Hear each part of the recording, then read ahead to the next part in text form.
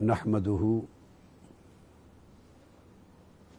ونصلي ونسلم على سيدنا ومولانا محمد رسوله النبي الأمين المكين الحنين الكريم الرؤوف الرحيم. أما بعد، فأعوذ بالله من الشيطان الرجيم. بسم الله الرحمن الرحيم. فَلْيَعْبُدُوا رَبَّ هَذَا الْبَيْتِ الَّذِي أَطْعَمَهُم مِّن جُوعٍ وَآمَنَهُم مِّن خَوْفٍ. صدق اللہ مولانا العظیم.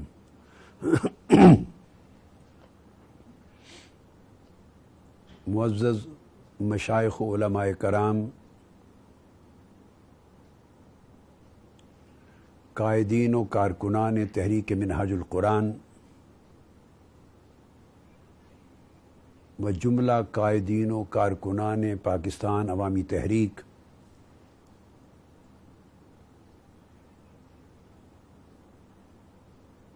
اس عظیم مبارک رات میں عظیم اجتماع میں شرکت کرنے والی جمیع خواتین و حضرات اور پاکستان بھر میں بلکہ پوری دنیا کے مختلف ممالک میں ٹی وی نیٹ ورک کے ذریعے آج کے اجتماع میں شریک ہونے والے تمام بھائی بہنیں، بیٹے اور بیٹیاں، سب کو السلام علیکم ورحمۃ اللہ وبرکاتہ.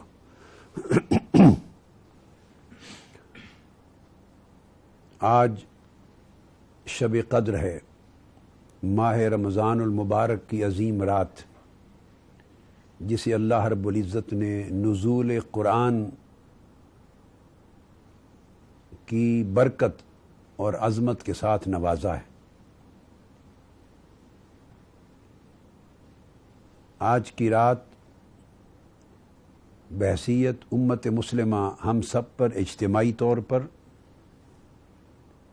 اسی طرح پاکستانی قوم ہونے کے ناطے بھی ہم سب پر قومی اور ملی اعتبار سے، اور بحیثیت مسلمان ہم میں سے ہر ایک فرد پر انفرادی طور پر کچھ ذمہ داریاں عائد ہوتی ہیں، جن ذمہ داریوں کے ادا کرنے سے اللہ رب العزت ہمیں بخشش اور مغفرت کی سعادت کی طرف لے جاتا ہے، اور دنیا اور آخرت میں اپنی رضا اور اپنی خوشنودی کی بے پایاں نعمت کے ساتھ نوازتا ہے.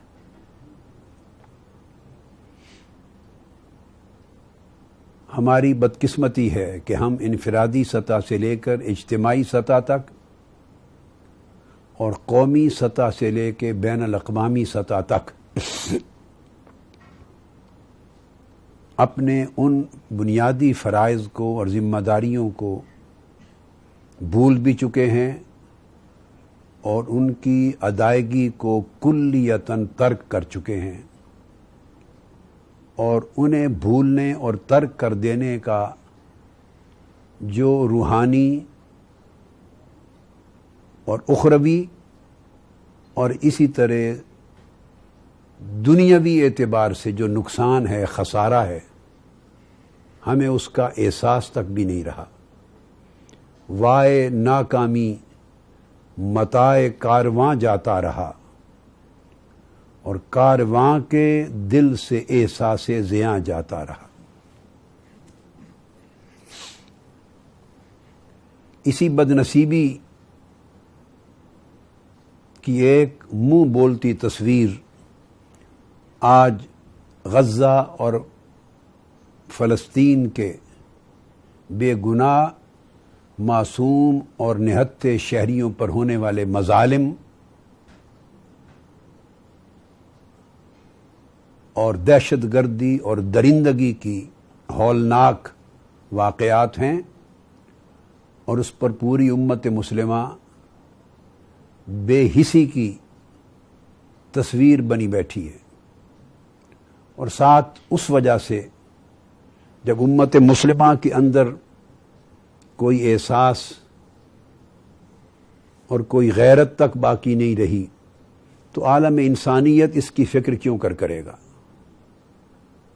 اور اقوام متحدہ UN جیسا ادارہ اس پر کوئی مؤثر کارروائی کیوں کرے گا؟ اسے معلوم ہے کہ مسلمان عالمی سطح پہ خود بے حسی اور بے غیرتی کا شکار ہو چکے ہیں۔ کوئی شور مچانے والا نہیں، کوئی مؤثر احتجاج کرنے والا نہیں۔ غزہ میں نہتھے بے گناہ معصوم فلسطینیوں کی خون کی ندیاں بہہ رہی ہیں، بے حساب لاشیں گر رہی ہیں، اور اب ان شہیدوں کی تعداد سینکڑوں تک جا پہنچی ہے، سینکڑوں تک۔ مگر اسرائیلی جارحیت ہے کہ تھمنے کا نام نہیں لے رہی، اور یونائٹڈ نیشنز کے جو سیکرٹری جنرل ہیں وہ آج اس لمحے تک بھی مسلسل یہ بیان دیے جا رہے ہیں کہ اسرائیل کے لوگ حماس کے راکٹ حملوں کے خوف کے نیچے زندگی بسر کر رہے ہیں۔ ان کی آنکھوں پر گویا پٹیاں بندھ گئی ہیں، انہیں غزہ کے مسلمانوں پر ہونے والے مظالم دکھائی نہیں دے رہے، ان کی آنکھوں سے گویا دیکھنے کی صلاحیت ختم ہو گئی، سلب ہو گئی۔ اور بے حسی کا عالم یہ ہے انسانی سطح پر بھی کہ اگر کچھ افراد اسرائیل کی سرزمین میں بعض راکٹ حملوں سے مارے گئے تو وہ موت انہیں آج کے دن تک نہیں بھولتی، اور ادھر سینکڑوں نہیں ہزار کی تعداد میں نہتے فلسطینی شہید ہو چکے ہیں پچھلے 60 برس میں، اور پچھلے کئی سالوں میں، اور حالیہ اس ظلم و بربریت کے واقعات کے دوران ان کے منہ کو توفیق نہیں ہے کہ وہ اسرائیل کی ریاستی دہشت گردی کی مذمت کر سکے اور غزہ میں مظلوموں کے حق میں کوئی ایک کلمہ بول سکے۔ عالم یہ ہے، یہ یونائٹڈ نیشنز کا ادارہ جو جنگ عظیم دوم کے بعد وجود میں آیا، اور جنگ عظیم اول میں کے بعد بننے والے لیگ آف نیشنز کے بین الاقوامی ادارے کی ناکامی کے نتیجے میں بنا، اور اس کی ناکامی کا سبب بھی یہی تھا کہ وہ بین الاقوامی تضادات کو، تنازعات کو، اور حتیٰ کہ عالمی جنگوں کو روکنے میں وہ ادارہ ناکام ہو گیا تھا، اور اقوام عالم کو عدل اور انصاف فراہم نہیں کر سکا تھا، اور جن مقاصد کے لیے لیگ آف نیشنز بنی تھی وہ پورے نہیں ہو پائے تھے۔ اس سے بدتر صورتحال کو آج UNO اس سے دوچار ہو چکا ہے۔ صرف پچھلے سال 2013 میں یونائٹڈ نیشنز نے 21 ریزولوشنز اسرائیل کے خلاف پاس کی ہیں، 21 ریزولوشنز اسرائیل کے خلاف آئے ہیں یونائٹڈ نیشنز میں، اور 4 ریزولوشنز باقی پوری دنیا کے دیگر تنازعات پر، کانفلکٹس پر، ڈسپیوٹس پر آئے ہیں۔ مگر مجال ہے کہ یونائٹڈ نیشنز پہ کسی کے کان پہ جو رینگی ہو، اور کسی نے فلسطین کے مظلوم مسلمانوں کو عدل اور انصاف فراہم کرنے میں کوئی کردار ادا کیا ہو۔ امریکہ جیسا ملک اور اس کا صدر باراک اوباما ہر روز یہ بیان دینے پر اکتفا کرتے ہیں کہ ہم مصالحت کروانے پر تیار ہیں، جنگ بندی کے لیے اپنی پیشکش کرتے ہیں۔ ظلم کی انتہا ہے، ادھر خون کی ندیاں بہہ رہی ہیں، لاشوں پہ لاشیں گر رہی ہیں، اور آپ پیشکش پر رہیں گے؟ یہ معاملہ اگر دوسری سمت ہوا ہوتا تو تم جہازوں کو لے کے ایک قیامت بپا کر دیتے، اور یہاں صرف پیشکش ہو رہی ہے۔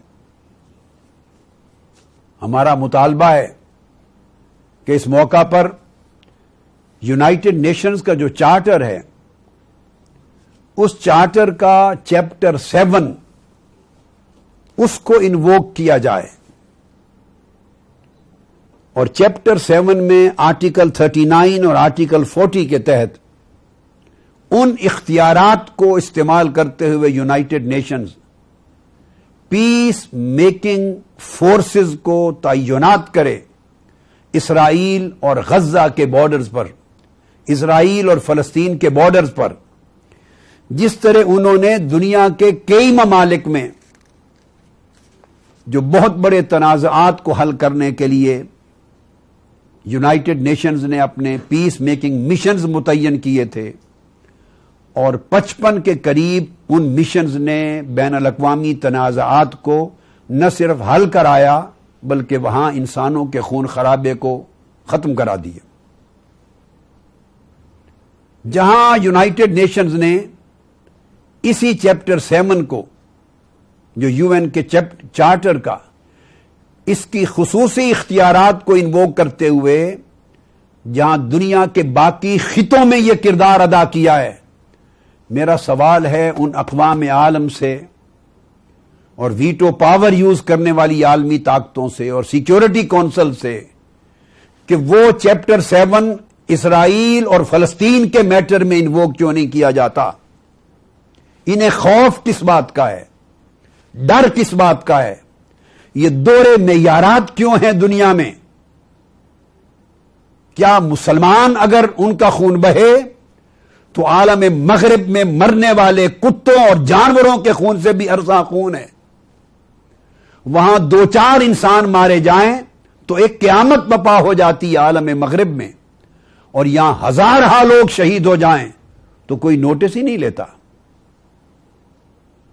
میں یو این او کے رویے کی پرزور مذمت کرتا ہوں، سیکیورٹی کونسل کی بے حسی کی مذمت کرتا ہوں، اور مغربی طاقتوں کے ساتھ مسلم امہ OIC سمیت مسلمان ممالک کی قیادتوں کے بے حسی اور بے غیرتی پر مبنی کردار کی مذمت کرتا ہوں، جنہیں فلسطین اور غزہ میں بہتا ہوا معصوم خون دکھائی نہیں دے رہا۔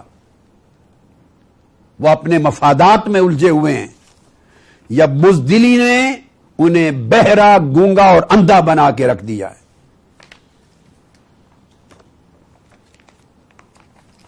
OIC جیسے ادارے کو ختم ہو جانا چاہیے اس بے حسی کے بعد۔ ہے کوئی امت مسلمہ میں جو اس آواز کو بلند کرے؟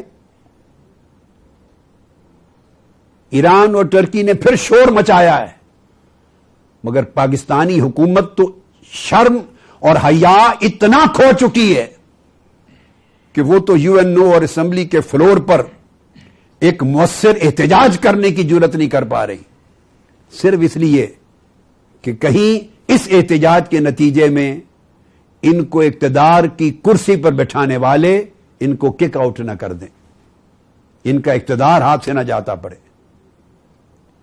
یہ اپنی اقدار کا سودا کر چکے ہیں، اپنی حس اور غیرت کا سودا کر چکے ہیں، اسلامی حمیت کا سودا کر چکے ہیں، اور انسانی غیرت کا سودا کر چکے ہیں۔ عالم اسلام کا حوالہ نہ صحیح، ارے انسانی خون تو ہے، انسانی حقوق کا احترام تو ہونا چاہیے، انسانی جان مال عزت و آبرو کا احساس تو ہونا چاہیے۔ ویمن رائٹس کا خیال کہاں گیا؟ چلڈرن رائٹس کا خیال کہاں گیا؟ ورلڈ پیس کا تصور کہاں گیا؟ کیا ایسے اقدامات سے عالمی امن کو کوئی خطرہ نہیں؟ یہ کھلی دہشت گردی ہے اور ریاستی دہشت گردی ہے۔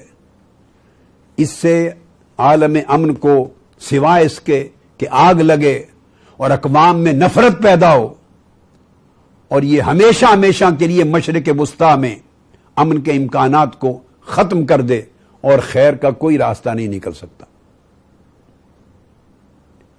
اور اس کی بنیادی سبب یہ ہے کہ پاکستان وہ ملک جو لا الہ الا اللہ پہ وجود میں آیا تھا، جنہوں نے اللہ اور اللہ کے رسول کے ساتھ ایک وعدہ کیا تھا قائد اعظم کی قیادت میں مسلمانان ہند میں، اس کے بعد یہ ایسے نااہل، کرپٹ اور لٹیرے لوگوں کے ہاتھ میں ایک عرصہ دراز سے یہ ملک اور یہ سلطنت آ گئی کہ خدا اور مصطفیٰ سے کیا ہوا وعدہ بھی گیا، بھول گئے۔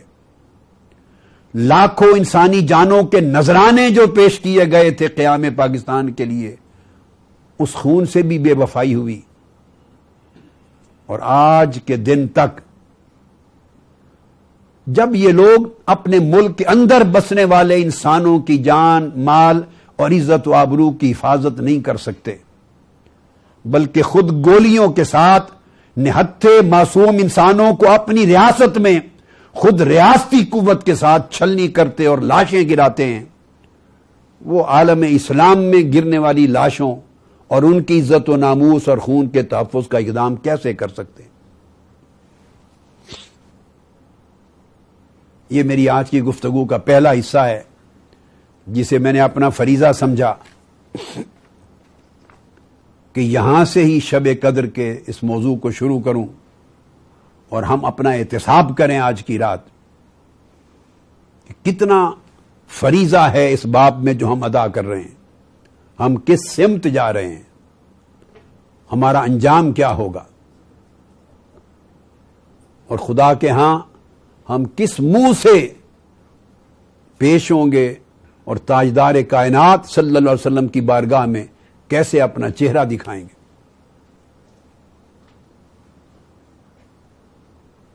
اس امر کے بعد اب میں آتا ہوں دوسرے موضوع کی طرف، اور وہ یہ کہ آج کی رات کے حوالے سے میں خاص نکتہ کل سامعین کو اور ناظرین کو موجودہ یہ ایک سمندر ہے انسانوں کا جو جامع منہاج میں میری آنکھوں کے سامنے موجود ہے، ایک سمندر ہے۔ حالانکہ یہ اجتماع صرف لاہور کی سطح پہ ہوا ہے اور پورے ملک میں اس مرتبہ اجازت دی گئی ہے کہ لوگ اپنی اپنی مساجد اور مراکز پر اپنے اپنے شہروں میں اعتکاف بھی کریں، عبادات بھی کریں اور اس رات کے خطابات کو بھی سنیں۔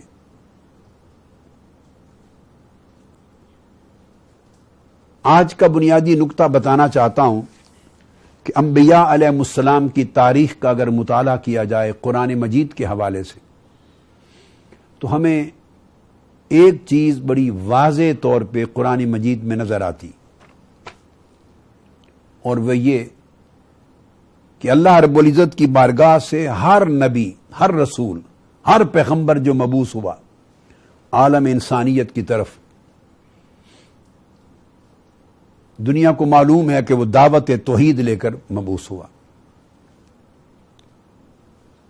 آج یہ بات سمجھانا چاہتا ہوں اس شب قدر کی مبارک ساعتوں میں کہ انبیاء علیہ السلام نے جو دعوت توحید انسانیت کے سامنے اور اپنی اپنی قوموں کے سامنے پیش کی، اس دعوت توحید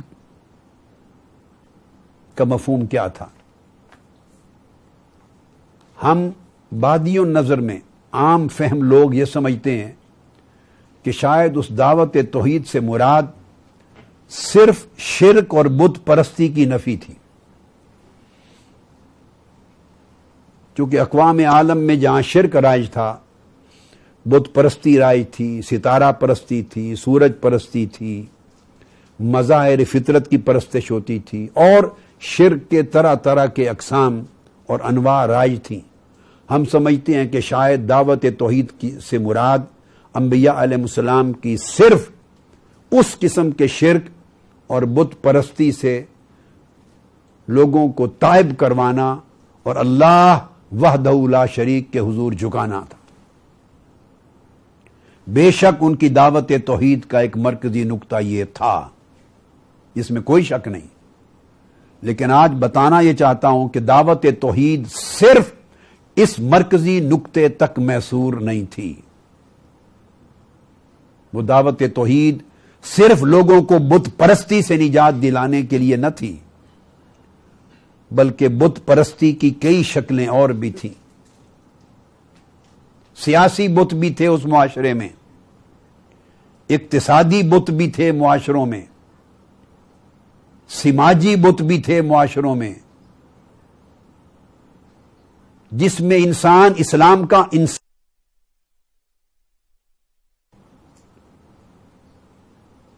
انسان پر انسان کی حکمرانی تھی اور انسان ناخدا بن کے انسانوں کے اوپر سلطان اور وحدہ لا شریک بن کے بیٹھے تھے. غریبوں کا ان معاشرے میں کوئی پرسان حال نہ تھا. جب پہلے انبیاء علیہ السلام مبعوث ہوئے تو معاشرے اس انداز کے تھے کہ یا تو کچھ لوگ وڈیرے تھے، سردار تھے، جاگیردار تھے، ظالم تھے، کرپٹ تھے، طاقتور تھے، اور ان کے ہاتھ میں دولت بھی تھی، اقتدار بھی تھا، حکومت بھی تھی، سلطنت بھی تھی، وسائل بھی تھی، قوت بھی تھی. ساری چیزوں کا ارتکاز کچھ طبقات کے ہاتھ میں تھا، اور میجورٹی اس معاشرے کی غریب لوگوں کی تھی. مظلوم لوگ تھے، پسے ہوئے لوگ تھے، محروم لوگ تھے جو بنیادی ضرورتوں کو ترستے تھے اور غلاموں کی زندگی بسر کرتے تھے. حیوانوں سے بدتر ان کی زندگی تھی. ان کا کوئی پرسان حال نہ تھا. معاشرے میں کوئی برابری نہیں تھی. معاشرہ اور سماج سارا ظلم پر قائم تھا، کرپشن پہ قائم تھا، ناانصافی پہ قائم تھا. انسان انسان کے خون سے کھیلتا تھا، انسان انسان کی عزت کے ساتھ کھیلتا تھا. ایک غریب شخص کو حقیر، کمینہ اور ذلیل جانا جاتا تھا اور معاشرے میں اس کی کوئی حیثیت نہیں تھی. قرآن مجید کی اگر تمام ان صورتوں کو پڑھیں جن میں پہلے انبیاء علیہ السلام کی بعثتوں کا ذکر اور ان کی اقوام کی تفصیلات کا بیان آیا ہے تو آپ کو یہ مضمون بڑی وضاحت کے ساتھ سمجھ میں آ جائے گا. اور میری بہت ساری کتابوں میں، تصانیف میں نے ان مضامین کو قرآنی حوالوں سے بیان کیا ہے. آج نہیں، 80s کے زمانے سے، آج سے 25، 26، 28 سال قبل کی بھی اور 30 سال کے لگ بھگ پہلے کی میری لکھی ہوئی کتب، تصنیفات جو مطبوعہ ہیں، ان کے اندر بڑی تفصیل کے ساتھ یہ چیزیں موجود ہیں.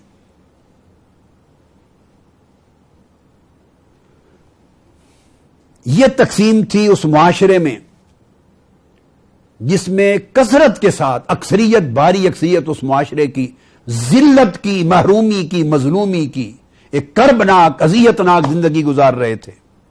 اور بہت بڑی تفریق تھی ان بڑے طاقتور طبقات میں اور 95 یا 98% غریبوں کے معاشرے میں. تو انبیاء علیہ السلام نے جب آ کے دعوت دی تو ہر ایک کی دعوت کا مرکزی نقطہ ان کی دعوت توحید کا یہ تھا کہ انہوں نے غریبوں کو سر بلند کرنے کی بات کی اور معاشرے سے ناانصافی، ظلم اور کرپشن کے خلاف ہر پیغمبر نے اعلان بغاوت کر دیا. اور جاگیرداروں، اس دور کے جاگیردار وہ اپنے انداز کے تھے، جو وڈیرے تھے، جو سردار تھے، جو طاقتور طبقات تھے، جو کرپٹ طبقات تھے، جو غریبوں کی جان، مال، عزت و آبرو کے مالک تھے، ان کے اس نظام سلطنت کو اور نظام ظلم کو انبیاء نے، ہر نبی نے چیلنج کیا. نتیجہ یہ ہوا ہر پیغمبر کا ذکر قرآن مجید میں آتا ہے. اس معاشرے کے غریب طبقات اس پیغمبر کی دعوت پر لبیک کہتے ہوئے اس پیغمبر کی جماعت میں شریک ہو گئے. آف کورس اس وقت کوئی جماعتوں کا، تنظیموں کا نام نہیں ہوتا تھا، مگر انہوں نے اس پیغمبر کی اپنے اپنے دور میں اللہ کے نبی کی دعوت پر لبیک کہا، ان کی امت بنے، ان کا کلمہ پڑھا اور ان کے اس نعرہ انقلاب کے ساتھ اس معاشرے کے نظام میں ظلم کے خلاف کھڑے ہو گئے. اب اس تقسیم کا چند ایک ذکر میں قرآن مجید کے حوالے سے کروں گا تاکہ بات اسٹیبلش ہو جائے. جتنے انبیاء کا بھی ذکر قرآن مجید میں آیا ہے، ہر پیغمبر کو اس کی دعوت کو چیلنج کرنے والے غریب اور کمزور لوگ نہیں تھے.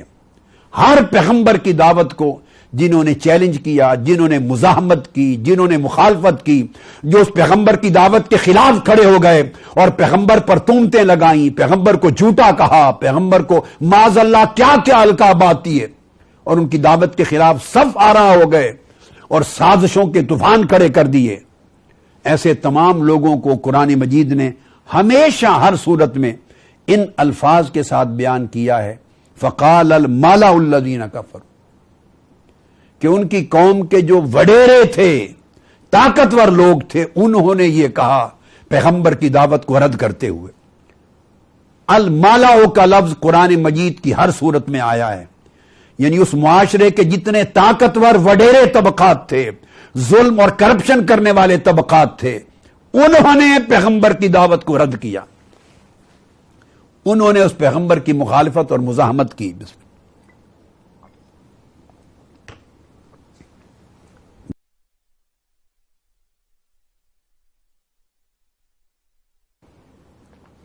تو نوح علیہ السلام کی دعوت کو رد کرتے ہوئے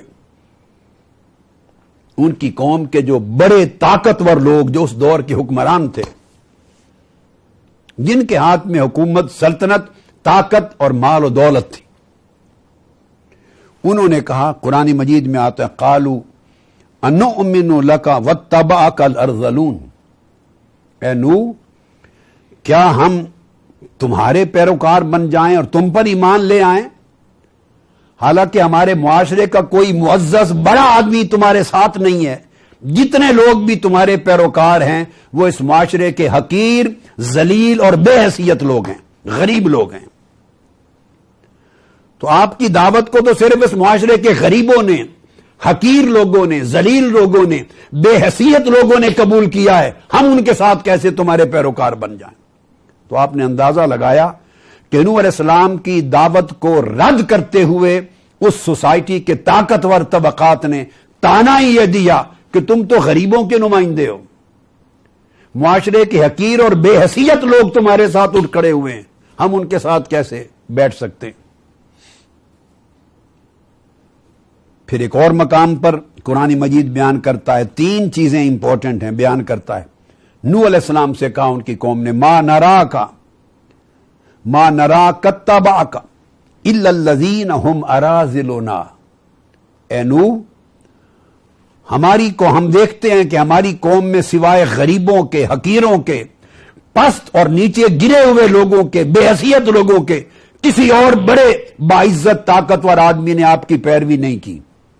پہلی بات سن لیں، ذرا سوچ دیکھ لیجئے۔ اور دوسری بات انہوں نے کہا، وما نرا لکم علینا من فضل، اور پھر اے نوح آپ اور آپ کے پیروکار مالی اور دنیاوی اعتبار سے ہم تمہیں اپنے مقابلے میں معزز نہیں دیکھتے۔ ان کے ہاں معزز ہونے کا پیمانہ مالداری تھی، تمول تھا، دولت تھی، سرمایہ تھا، طاقت تھی، خونڈا گردی تھی، دہشت گردی تھی، یہ ان کا معزز ہونے کا پیمانہ تھا۔ شخص کا شخصی وقار، اس کی عزت، اس کا کردار، اس کا علم، اس کا عمل، اس کی صالحیت، اس کی پرہیزگاری، اس کے اندر انسانی قدریں، اس کی کوئی حیثیت نہیں تھی اور نہ یہ فضل اور شرف تصور ہوتا تھا۔ اور تیسرا تانا دیا، بل نظنکم کاذبین، انبیاء کو کہا اور نوح علیہ السلام کو کہ ہم آپ کو جھوٹا سمجھتے ہیں، آپ جھوٹے ہیں۔ یہ نوح علیہ السلام کو ان کی قوم کے ان طاقتور حکمران طبقات کا جواب تھا۔ یہی بات حضرت صالح علیہ السلام کے ذکر میں آتی۔ میں نقطہ یہ بتانا چاہتا ہوں، جدا ہو دی سیاست سے تو رہ جاتی ہے چنگیزی۔ ہم سمجھتے ہیں کہ شاید انبیاء صرف توحید کی مذہبی نوعیت کی دعوت لے کے آتے تھے اور نماز روزہ سکھاتے تھے اور آخرت کے اعمال سکھاتے تھے اور عبادت اور مذہبی رسوم سکھاتے تھے اور صرف عقائد بتاتے تھے۔ وہ اپنے دور کے سیاسی، معاشی اور سماجی نظام کو چیلنج نہیں کرتے تھے۔ ہمارا یہ خیال اور ظام باطل ہے، اس میں سے ہمیں نکلنا ہوگا۔ یہ ناجائز سوچ ہے۔ صالح علیہ السلام آئے، انہوں نے بھی اپنی قوم کے اور معاشرے کے اندر رائج باطل، ظالمانہ اور غیر منصفانہ اور کرپٹ نظام کے خلاف علم بغاوت بلند کیا۔ اگر وہ انبیاء نظام کو چیلنج نہ کرتے تو حکمرانوں کو کوئی ضرورت نہیں تھی کسی نبی کی مخالفت کرنے کی، کسی نبی کی مزاحمت کرنے کی اور ان کی دعوت کو رد کرنے اور ان کی دشمنی اور عداوت میں کھڑے ہو جانے کی۔ اگر اس سے ان کی حکمرانی کو، ان کی سلطنت کو، ان کی حکومت کو، ان کے وسائل کو، ان کی حیثیت کو کوئی خطرہ نہ ہوتا، وہ صرف مذہب کی بات کرتے، عقیدے کی بات کرتے، عبادت کی بات کرتے، آخرت کی بات کرتے، تو یہ بڑے وڈیرے جاگیردار، سرمایہ دار، طاقتور، کرپٹ حکمران، ان کو کوئی خطرہ نہ تھا کہ کسی، اور ضرورت نہ تھی کہ کسی نبی کے ساتھ مفت میں جنگ مول لیتے. اس وجہ سے، اور قرآن مجید اسی وجہ سے کہتا ہے ہر معاشرے کے بڑے طاقتور طبقات ہر نبی کے مخالف ہو گئے. یہ قرآن ہر جگہ کہتا ہے، الملأ کا لفظ یوز کرتے ہوئے. تو صالح علیہ السلام کا معاملہ بھی یہ ہوا کہ جس قوم سے ٹکر لی، جس طبقے سے حضرت صالح علیہ السلام نے، اس کا ذکر قرآن میں آتا ہے کہ اے لوگو، قوم عاد کے بعد ہم نے تمہیں جانشین بنایا اور زمین میں تمہیں اقتدار عطا کیا، اور تم نرم میدانی علاقوں میں بھی محلات بناتے ہو اور پہاڑوں کی چوٹیوں پر بھی محلات بناتے ہو. دولت اور مال کے اس نشے میں سرشار ہو کر زمین میں فساد انگیزی نہ کیا کرو. یہ میسج ہے جو صالح علیہ السلام کی زبان سے اللہ پاک نے ان طاقتور طبقات کو پہنچایا. آپ نے دیکھا ان کے اس اقتصادی کرپشن اور ایکسپلوئٹیشن کے نظام کو چیلنج کیا حضرت صالح علیہ السلام نے، اور ان کے تعیش اور تمول کے، ان کے محلاتی زندگی کو چیلنج کیا. پھر فرمایا قرآن مجید میں وَتَنْحِتُونَ مِنَ الْجِبَالِ بُيُوتًا فَارِهِينَ وَلَا تُطِيعُوا أَمْرَ الْمُسْرِفِينَ الَّذِينَ يُفْسِدُونَ فِي الْأَرْضِ وَلَا يُصْلِحُونَ. تم وہ لوگ ہو کہ تم پہاڑوں کے اندر بڑے بڑے اونچے محل تراشتے ہو اور بڑی پرتعیش زندگی بسر کرتے ہو. اور پھر بیان فرمایا اے لوگو، عام معاشرے کے لوگوں کو، یہ ظلم اور زیادتی اور کرپشن کرنے والے لوگ ہیں، حد سے بڑھنے والے لوگ ہیں، عدل اور انصاف اور شرافت اور انسانیت کی حدوں کو پھلانگنے والے لوگ ہیں. ان کے حکم کو نہ ماننا، ان کے خلاف بغاوت کی تعلیم دی، ان کے حکم کو نہ ماننا. وَلَا تُطِيعُوا أَمْرَ الْمُسْرِفِينَ، ان زیادتی کرنے والوں کے حکام کو نہ ماننا، کیونکہ یہ وہ لوگ ہیں یفسدون فی الارض، زمین میں فساد کرتے ہیں اور لوگوں کے احوال میں بہتری لانے اور اصلاح کرنے کی کوئی کوشش نہیں کرتے. لوگ سیاسی طور پہ کمزور ہیں، معاشی طور پہ کمزور اور محروم ہیں، سماجی طور پہ غیر محفوظ ہیں، انہیں کھانے کا نہیں ملتا، ان کے پاس عزت نہیں، ان کے پاس مال و دولت نہیں، بنیادی ضروریات نہیں، غلام ہیں، جانوروں کی طرح بدتر زندگی ہے. اور یہ ظالم مال و دولت رکھ کر ان کی زندگی میں خوشحالی پیدا کرنے کی فکر نہیں کرتے، ان کی زندگی کے حالات سنوارنے کی فکر نہیں کرتے. ان کی فکر صرف یہ ہے کہ ان کے محلات بنے، میدانوں میں بھی اور پہاڑوں کی چوٹیوں پر بھی، اور اس کے لیے کرپشن کرتے ہیں، ظلم کرتے ہیں، اور پورا معاشی توازن سوسائٹی کا انہوں نے بگاڑ کے رکھ دیا ہے. تو صالح علیہ السلام نے کہا کہ ان کے احکام کو نہ ماننا، اسٹریٹ اوے ڈینائی کر دو ان کی حکومت کو. تو یہ انقلاب کی دعوت دی حضرت صالح علیہ السلام نے. یہ دعوت انقلاب تھی کہ حکمران چونکہ کرپٹ ہیں، ظالم ہیں، انہوں نے غیر منصفانہ استحصالی نظام قائم کر رکھا ہے. فرمایا ان کی پیروی نہ کرو، مسترد کر دو، ان کے خلاف اٹھ کھڑے ہو جاؤ. یہ پیغمبر کی دعوت ہے انقلاب. یہی بات حضرت شعیب علیہ السلام کی آتی. انہوں نے معاشرے میں توحید کے مذہبی پہلو کے علاوہ دو چیزوں پر اپنی تعلیم کی بنیاد رکھی. ایک نظام عدل و انصاف کی جد و جہد کی کہ معاشرے میں ہر قسم کی کرپشن اور ایکسپلوئٹیشن کے خاتمے کی جد و جہد کی. یہ سوشل ریفارمز تھی. دوسری فساد انگیزی اور کرپشن اور ظلم کرنے والوں کے خلاف اٹھ کھڑے ہونے کی بات کی. ان کی پیروی نہ کریں، ان کے خلاف اٹھ کھڑے ہوں، یعنی ان کے حکم کو ماننے سے انکار کر دیں. سول نافرمانی کی بات کی.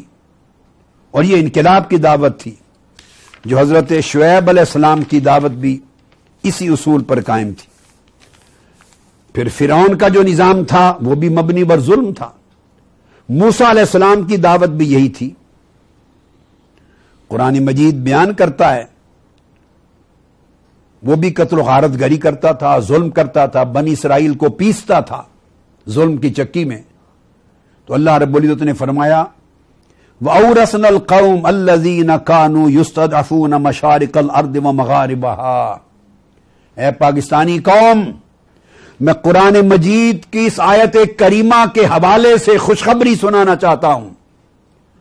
فرمایا فرعون سے بڑا اس دور کا، آج کے حکمران بھی اپنے دور کے فرعون ہیں، مگر اس دور میں فرعون لوگوں کے ہاں اتنا طاقتور تھا کہ وہ اپنے معاشرے میں، ملک میں خدا سمجھا جاتا، عبادت کرواتا تھا اپنی، اور کہتا تھا اے موسیٰ میرے سوا بھی کوئی لوگوں کی زندگی اور موت کا مالک ہے. وہ لوگوں کی زندگی اور موت کا مالک بنتا تھا. اس کو اپنی خدائی پر اتنا ناز تھا، جھوٹی خدائی پر. اللہ رب اور بنی اسرائیل پسے ہوئے لوگ تھے. اور قرآن مجید کہتا ہے ایک مقام پر کہ جب موسیٰ علیہ السلام نے دعوت دی، لوگ اتنے خوف زدہ تھے فرعون سے، فرعون کی حکومت سے، فرعون کی پولیس سے، فرعون کے سرکاری محکمے کے لوگوں سے، اتنے خوف زدہ تھے کہ ڈر کے مارے موسیٰ علیہ السلام پر ایمان لانے کو سوسائٹی تیار نہ تھی، اور ان کی دعوت پر لبیک کہنے کو تیار نہ تھی. حالانکہ وہ غریبوں کی بات کر رہے تھے، مظلوموں کی بات کرتے تھے، محروموں کی بات کرتے تھے، پسے ہوئے طبقے بنی اسرائیل کی بات کر رہے تھے. اور قرآن مجید کہتا ہے کہ صرف کچھ نوجوان نکلے، نوجوان، انہوں نے بڑھ کر موسیٰ علیہ السلام کی دعوت انقلاب پہ لبیک کہا. اے پاکستانی قوم کے جوانوں، ہم بھی انبیاء علیہ السلام کی سنت کی پیروی میں اسی دعوت انقلاب کو لے کے نکل رہے ہیں، اسی طرح کے نظام ظلم کو چیلنج کر رہے ہیں، معاشرے میں رائج اسی طرح کی ناانصافیوں کو چیلنج کر رہے ہیں، اسی طرح کی کرپشن کو چیلنج کر رہے ہیں. مظلوم، محروم اور پسے ہوئے غریب طبقات کو باعزت زندگی دلانے کے لیے ہم اسی دعوت انقلاب کے ساتھ اٹھ رہے ہیں. نوجوانوں، تمہیں گھروں سے نکلنا ہوگا اور اس فرعونیت کے نظام کو کچلنے کے لیے اللہ کے اس وعدے پر عمل کرنا ہوگا. اور خوشخبری سنیے وعدے میں کیا ہے. فرمایا اور ہم نے بنی اسرائیل قوم جو بہت پسی ہوئی تھی، کمزور تھے، استحصال زدہ تھے، مستضعفین تھے زمین میں، ہم نے ان کو خوشخبری سنائی اور مشرق سے مغرب تک ان کو حکمران بنا دیا. یہ قرآن کہہ رہا ہے. کب بنایا؟ جب موسیٰ علیہ السلام کی دعوت پر نکلے. جب تک انہوں نے ظلم سے سمجھوتا کیے رکھا، وہ حکمرانی کا خواب بھی نہیں دیکھ سکتے تھے. محکوم تھے، مظلوم تھے. ان کے بیٹوں کو فرعون کی حکومت ذبح کرتی تھی اور ان کی بیٹیوں کو فرعون کی حکومت زندہ رکھتی تھی. ظلم کی انتہا تھی. وہ عمر بھر اسی طرح رہتے چونکہ ظلم سے سمجھوتا کیے ہوئے تھے. لیکن وہ وقت آیا کہ موسیٰ علیہ السلام کی دعوت پر جب جوانوں نے لبیک کہا تو معاشرے میں ایک حرکت شروع ہوئی. جوان بڑھتے چلے گئے، بڑھتے چلے گئے، اور جوان بھی غریبوں کے گھرانوں کے جوان تھے. ایک حرکت انقلاب شروع ہوئی. بڑھتے بڑھتے پھر غریب لوگ، پسے ہوئے طبقات اٹھ کھڑے ہوئے اور موسیٰ علیہ السلام کے انقلاب کی قوت بڑھتی چلی گئی. جب وہ اٹھے اپنی حالت کو بدلنے کے لیے، فرعونی ظلم کو چیلنج کرنے کے لیے، فرعون کے کرپشن اور ظلم اور جبر و بربریت کے نظام کو ختم کرنے کے لیے اٹھے، انقلاب کے لیے اٹھے، تو اللہ رب العزت نے تب اپنا وعدہ ان کی فتح کا اتارا اور کہا کہ پھر ہم نے مشرق سے مغرب تک، مصر سے لے کے شام تک کی زمین کا ان غلاموں اور غریبوں کو مالک بنا دیا، حکمران بنا دیا. پھر یہ وہی بنی اسرائیل تھے جو ملک کے مصر سے شام تک کی سلطنتوں کے حکمران بنے بعد میں چل کر. مگر یہ اس وقت ہوا جب انہوں نے حضرت موسیٰ علیہ السلام کی دعوت انقلاب پر لبیک کہا اور اٹھ کھڑے ہوئے. اے پاکستانی قوم، 65 برس گزر گئے آپ کو ظلم سے سمجھوتا کیے ہوئے. مظلومیت کی زندگی سے سمجھوتا کر رہے ہیں. یہاں بیٹے بیٹیاں ذبح ہو رہے ہیں.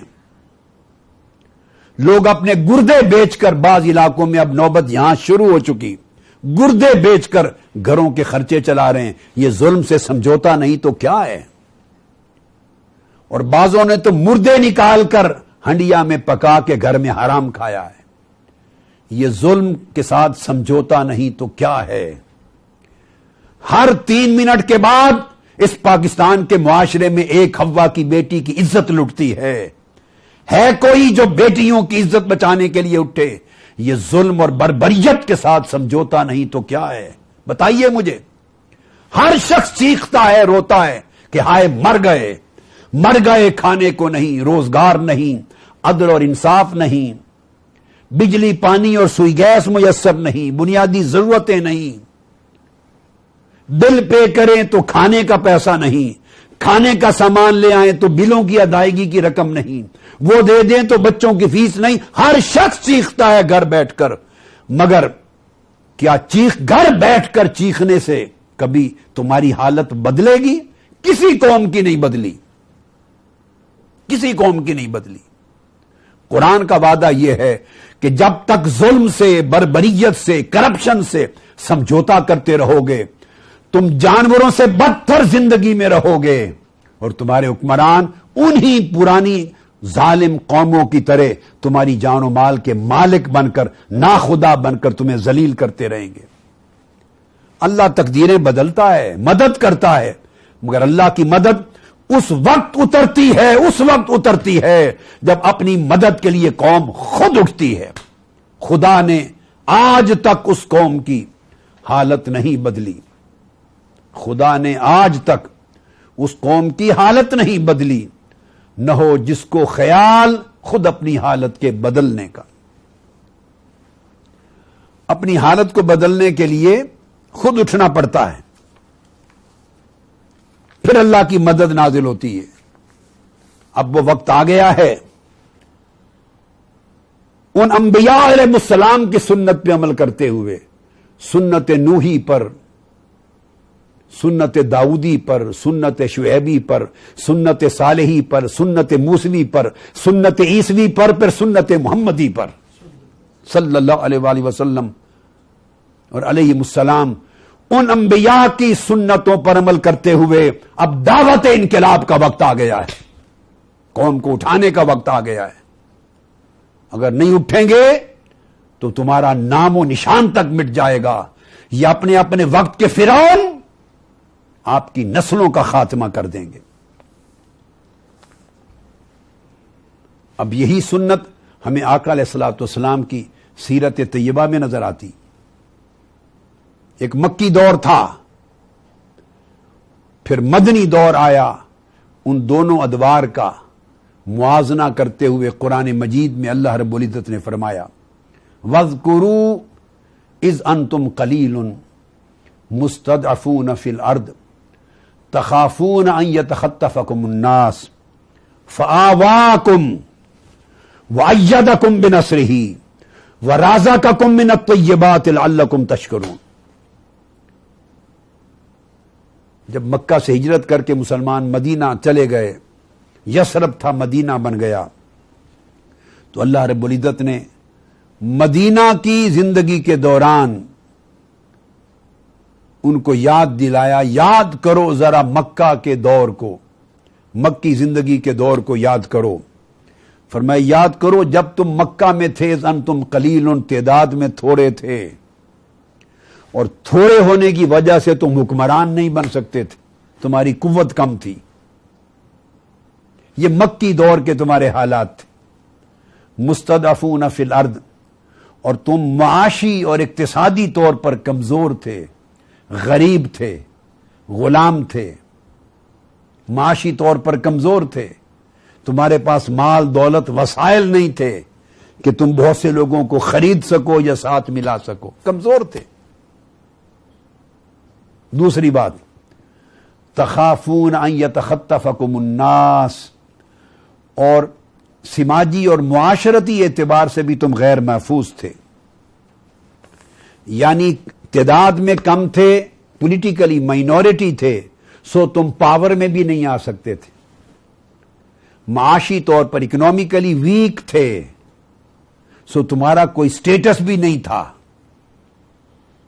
اور انفلوئنشل بھی نہیں تھے، اور تمہیں ہر وقت ڈر لگا رہتا تھا، معاشی اور سماجی طور پہ محفوظ نہیں تھے کہ کوئی تمہیں گرفتار کر لے گا، مار دے گا، اچک کے لے جائے گا۔ تو معاشی محرومی کے ساتھ ساتھ تم سماجی عدم تحفظ کا بھی شکار تھے کہ تھانے دار تمہیں مار دیں گے، پولیس مار دے گی، اندر کر دیں گے، جیل میں ڈال دیں گے، مقدمے بن جائیں گے۔ یہ آج کی زبان کی ٹرمینالوجی ہے، اسی طرح کا سماجی عدم تحفظ تمہیں اس دور میں تھا۔ تین چیزیں آپ دیکھیے کتنا ایگزیکٹلی آج کے حالات کے ساتھ مطابقت ہے۔ قرآن بیان کر رہا ہے کہ اے مسلمانوں، یاد کرو وہ وقت کہ تمہاری حالت پولیٹیکلی، اکنومیکلی اور سوشلی یہ تھی۔ پھر کیا ہوا؟ فآواکم، اللہ رب العزت نے تمہیں اس پسماندگی کی زندگی سے نکالا، حضور علیہ السلام کی قیادت میں تم آئے اور تمہیں مدینہ عطا کیا، ایک جائے امان تمہیں مل گئی، آزادی سے رہنا مل گیا، وَأَيَّدَكُمْ بِنَصْرِهِ، اور تمہیں حکومت مل گئی، تمہارا اقتدار قائم ہو گیا، محکومی سے نکل کر اللہ نے تمہیں حاکم بنا دیا، شریک اقتدار کر لیا، وَرَزَقَكُم مِّنَ الطَّيِّبَاتِ، اور تمہیں پاکیزہ رزق کی فراوانی عطا کر دی۔ معاشی طور پہ تم محروم تھے مگر مدینہ میں آ کے قدرے خوشحال ہو گئے۔ میجورٹی سوسائٹی کی، overall society to society comparison ہو رہا ہے۔ یاد کرو وہ وقت۔ اب آپ نے دیکھا کہ قرآن مجید نے یہ جو کمپیرزن کیا ہے، اس میں مذہبی حالت کا کمپیرزن نہیں کیا، سیاسی حالات کا کمپیرزن کیا ہے، معاشی حالات کا کمپیرزن کیا ہے، سوشو اکنامک کنڈیشنز کا کمپیرزن کیا ہے۔ فرمایا یہ سب کچھ اللہ نے جو تبدیل کیے تمہارے حالات، کیوں؟ لعلکم تشکرون، تاکہ اللہ کے شکر گزار بندے بن سکو، اللہ کی عبادت کر سکو۔ تو پتا چلا کہ معاشرے میں جن لوگوں کے پاس عزت سے رہنا جنہیں نصیب نہ ہو، روٹی نصیب نہ ہو، جن کے پاس گھر نہ ہو، کھانا نہ ہو، کپڑا نہ ہو، روزگار نہ ہو، علاج نہ ہو، تعلیم نہ ہو، وسائل نہ ہو، جب اس طرح کی زندگی میں لوگ رہ رہے ہوں، اس معاشرے میں وہ لوگ نہ متوکل بن سکتے ہیں، نہ عبادت گزار بن سکتے ہیں، نہ شکر گزار بن سکتے ہیں۔ وہ لوگ بے حس اور بے ضمیر ہو جاتے ہیں، الٹیمیٹ عزتیں بیچ کر زندگی گزارتے ہیں۔ عبادت گزاری کا راستہ یہ ہے کہ معاشرے میں سیاسی انقلاب لایا جائے، معاشی انقلاب لایا جائے، سماجی انقلاب لایا جائے۔ یہ قرآن مجید کا بیان کردہ فلسفہ ہے، اس کا ذکر کیا قرآن مجید نے۔ یہ فرق ہے مکہ اور مدینہ کی زندگی کا۔ ہمارے 65 برس گزر گئے، اب یہ جو دعوت انقلاب آپ کو دے رہا ہوں، یہ مدینہ طیبہ کی اس زندگی کا سایہ چاہتے ہیں کہ اہل پاکستان کو نصیب ہو جائے۔ وہ جو حضور علیہ السلام نے ریاست مدینہ قائم کی تھی، جس سے لوگوں کو امن اور امان مل گئی تھی، ان کی جان، مال، عزت و آبرو کو تحفظ مل گیا تھا، جس سے لوگوں کو قدر خوشحالی نصیب ہو گئی تھی۔ مواخات میرے آقا علیہ السلام نے بنائی، ہر مہاجر اور ہر انصاری کو ملا کر ان میں وسائل دولت اور وسائل تجارت اور وسائل معیشت کو برابر بانٹ دیا تھا، تقسیم کر دیا تھا کہ لقمے بھی بانٹ کے کھائیں، کوئی بھوکا نہ رہے، کوئی بے گھر نہ رہے، کوئی بے روزگار نہ رہے۔ آقا علیہ السلام نے ہجرت مدینہ کے بعد سب سے پہلا قدم یہ اٹھایا کہ کوئی غریب معاشی خوشحالی سے محروم نہ رہے۔ یہ ہے وہ انقلاب، اس کو مصطفوی انقلاب کہتے ہیں۔ جو اب ہم غریب عوام کی بات کرتے ہیں نا، عوام کی شراکتی جمہوریت اور عوام کا انقلاب، یہ مصطفوی انقلاب ہے کہ جب آقا ہجرت مدینہ کر کے آئے تو بنیاد مصطفوی انقلاب کی غریبوں کی معاشی خوشحالی پہ رکھی اور وسائل دولت کی تقسیم منصفانہ طور پہ کی، پھر اقتدار قائم کیا اور آقا علیہ السلام کی ان کاوشوں کے ذریعے پھر مسلمانوں کو تحفظ جان و مال کا نصیب ہوا۔ یہ تو آقا علیہ السلام کی ایفرٹ ہے۔ اب یہاں قرآن مجید کی وہ آیت جو میں نے شروع میں تلاوت کی، اب اس کو کوٹ کرتا ہوں۔ یہ سورہ القریش میں اللہ رب العزت نے اپنے رب ہونے کا تعارف کروایا ہے اور فرمایا فَلْيَعْبُدُوا رَبَّ هَذَا الْبَيْتِ، لوگوں اس گھر یعنی کعبہ کے رب کی عبادت کرو، اس گھر کی کعبہ کے رب کی عبادت کرو، رب کعبہ کی عبادت کیا کرو۔ اور تمہیں معلوم ہے وہ رب کعبہ کون ہے؟ رب کعبہ کون ہے؟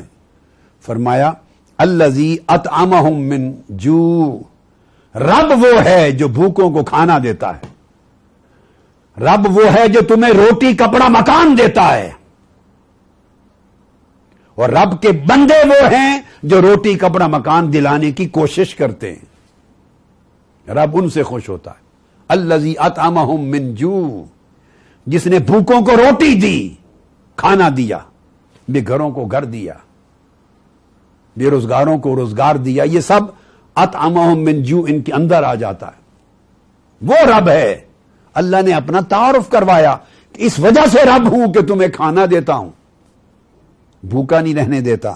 وآمنہم من خوف، اور جان مال عزت و آبرو کا جو خوف ہوتا ہے، جان چلی جائے گی، مال لٹ جائے گا، عزت لٹ جائے گی، اس خوف سے نجات دلاتا ہوں اور تمہیں امن اور امان دیتا ہوں۔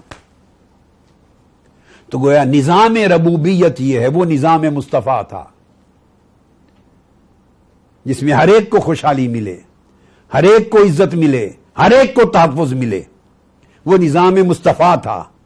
اور اب سورۃ القریش میں اللہ نظام خدا کو بیان کرتا ہے کہ خدائی نظام کیا ہے۔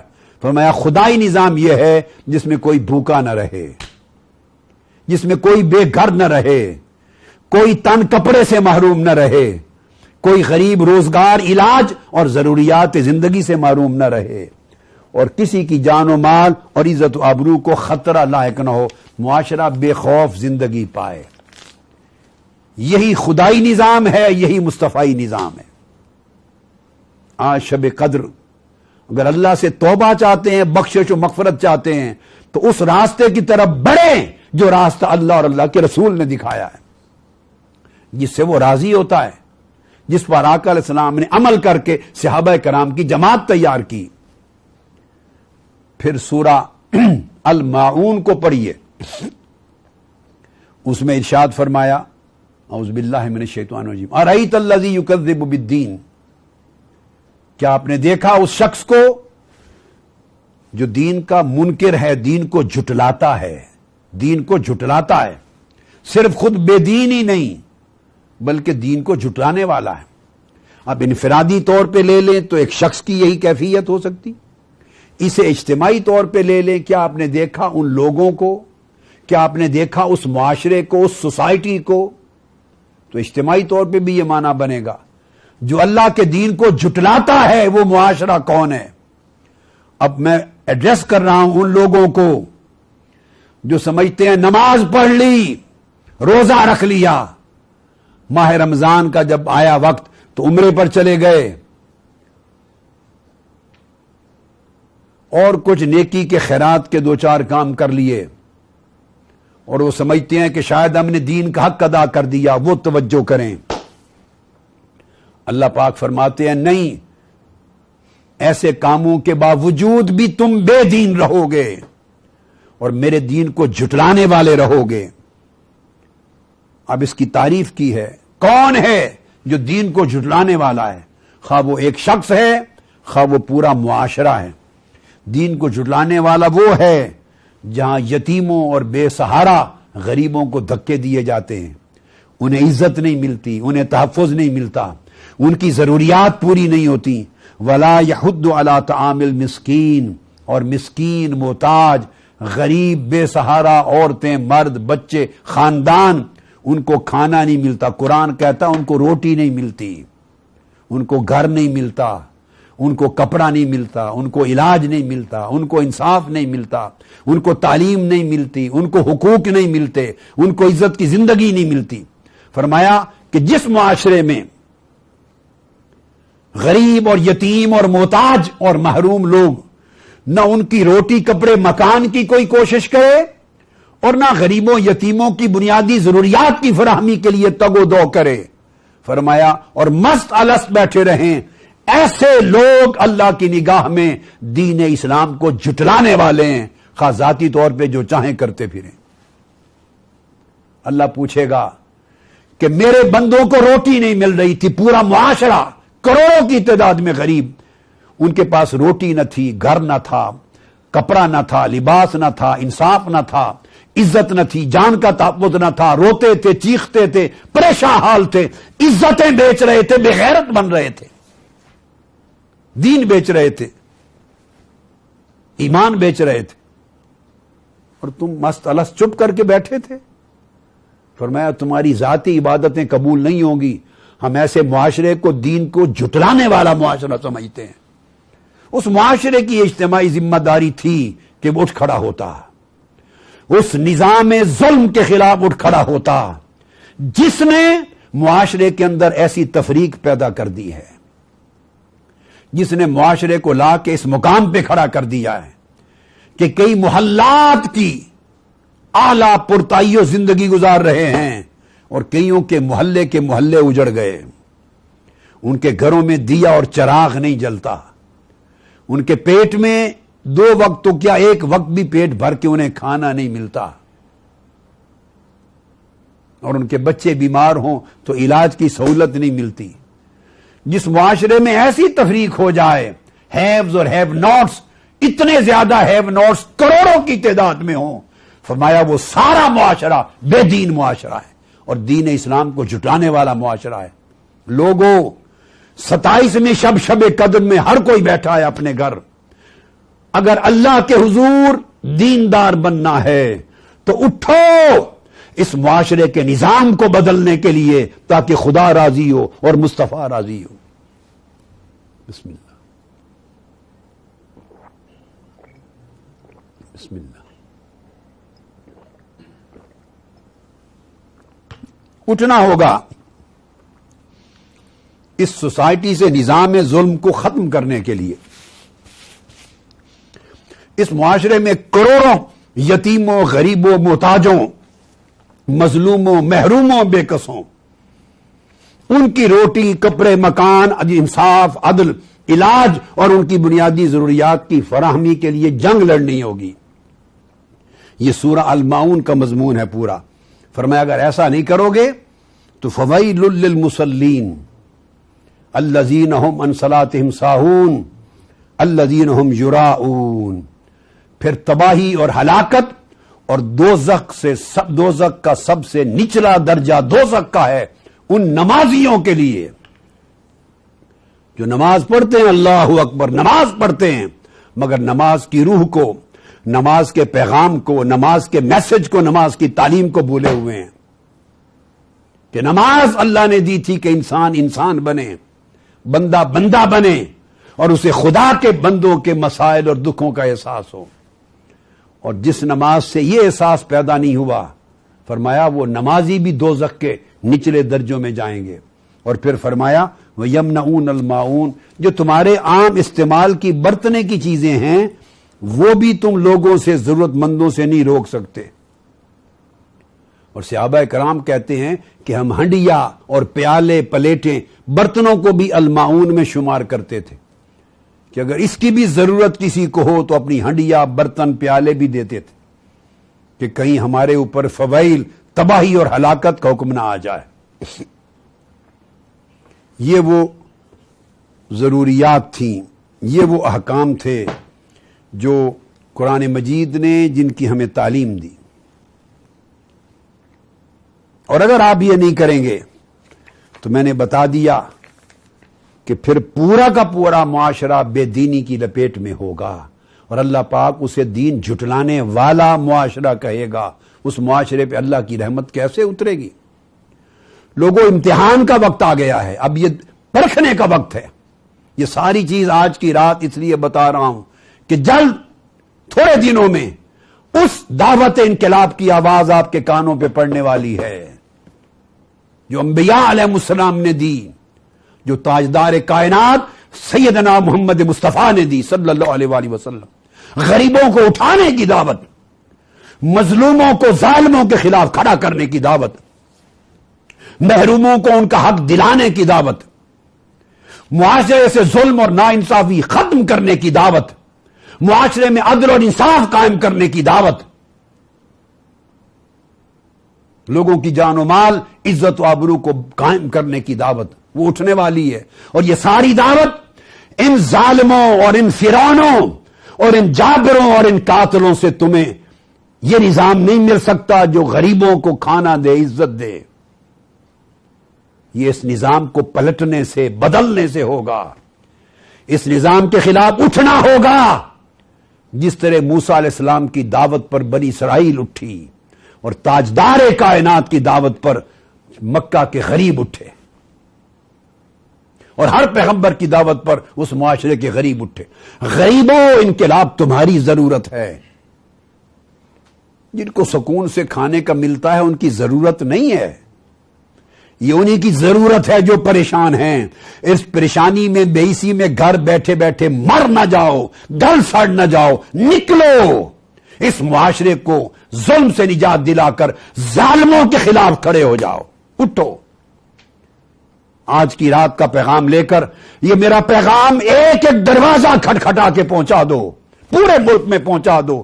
جو ہی دعوت انقلاب آئے، کال آئے تو نکل کھڑی ہو پوری قوم، ورنہ خدا کے عذاب سے یہ معاشرہ بچ نہیں سکتا۔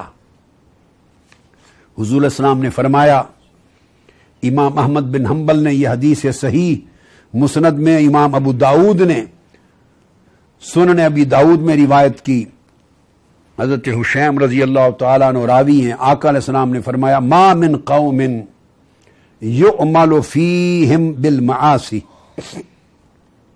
کوئی ایسا معاشرہ، ایسی سوسائٹی جس میں ظلم، گناہ، جبر، زیادتی، کرپشن یہ کی جا رہی ہو، ثم یقدرون علی ان یغیروا، اور لوگ جانتے بھی ہوں، دیکھتے بھی ہوں، اور اگر اجتماعی طور پہ اٹھ کھڑے ہوں تو وہ اس نظام کو بدل بھی سکتے ہیں، طاقت رکھتے ہوں، ثم لا یغیروا، مگر وہ اس نظام کو بدلنے کے لیے نہ اٹھیں، طاقت لگا کے اس نظام کو نہ بدلیں، تو آقا علیہ السلام نے فرمایا، اوشک ان یؤمہم اللہ منہ بعقاب، تو قریب ہے اللہ تعالیٰ اس پورے معاشرے کو اپنے عذاب کی لپیٹ میں لے لے گا، پورے معاشرے پر رب کا عذاب ہوگا۔ پاکستانی قوم کا ہر فرد میرا پیغام سن لے، اگر اس ظلم سے بچنا ہے، اگر اللہ کے عذاب سے بچنا ہے، پوری قوم جان لے، اگر اللہ کے عذاب سے بچنا چاہتے ہو کہ کہیں سارا معاشرہ آسمانی عذاب کی لپیٹ میں نہ آ جائے، تو پھر معاشرے کے ہر فرد کو اس ظلم کے خلاف اٹھنا ہوگا، اس کرپشن کے خلاف اٹھنا ہوگا۔ جیسے قرآن مجید کی سورہ الماعون نے کہا کہ جانتے ہو کہ دین کو جھٹلانے والا کون ہے؟ ارأیت الذی یکذب بالدین، کہ دین کو جھٹلانے والا وہ ہے جو معاشرے میں غریبوں، یتیموں، بے کسوں اور محروموں کے حالات بدلنے کی کوشش نہیں کرتا۔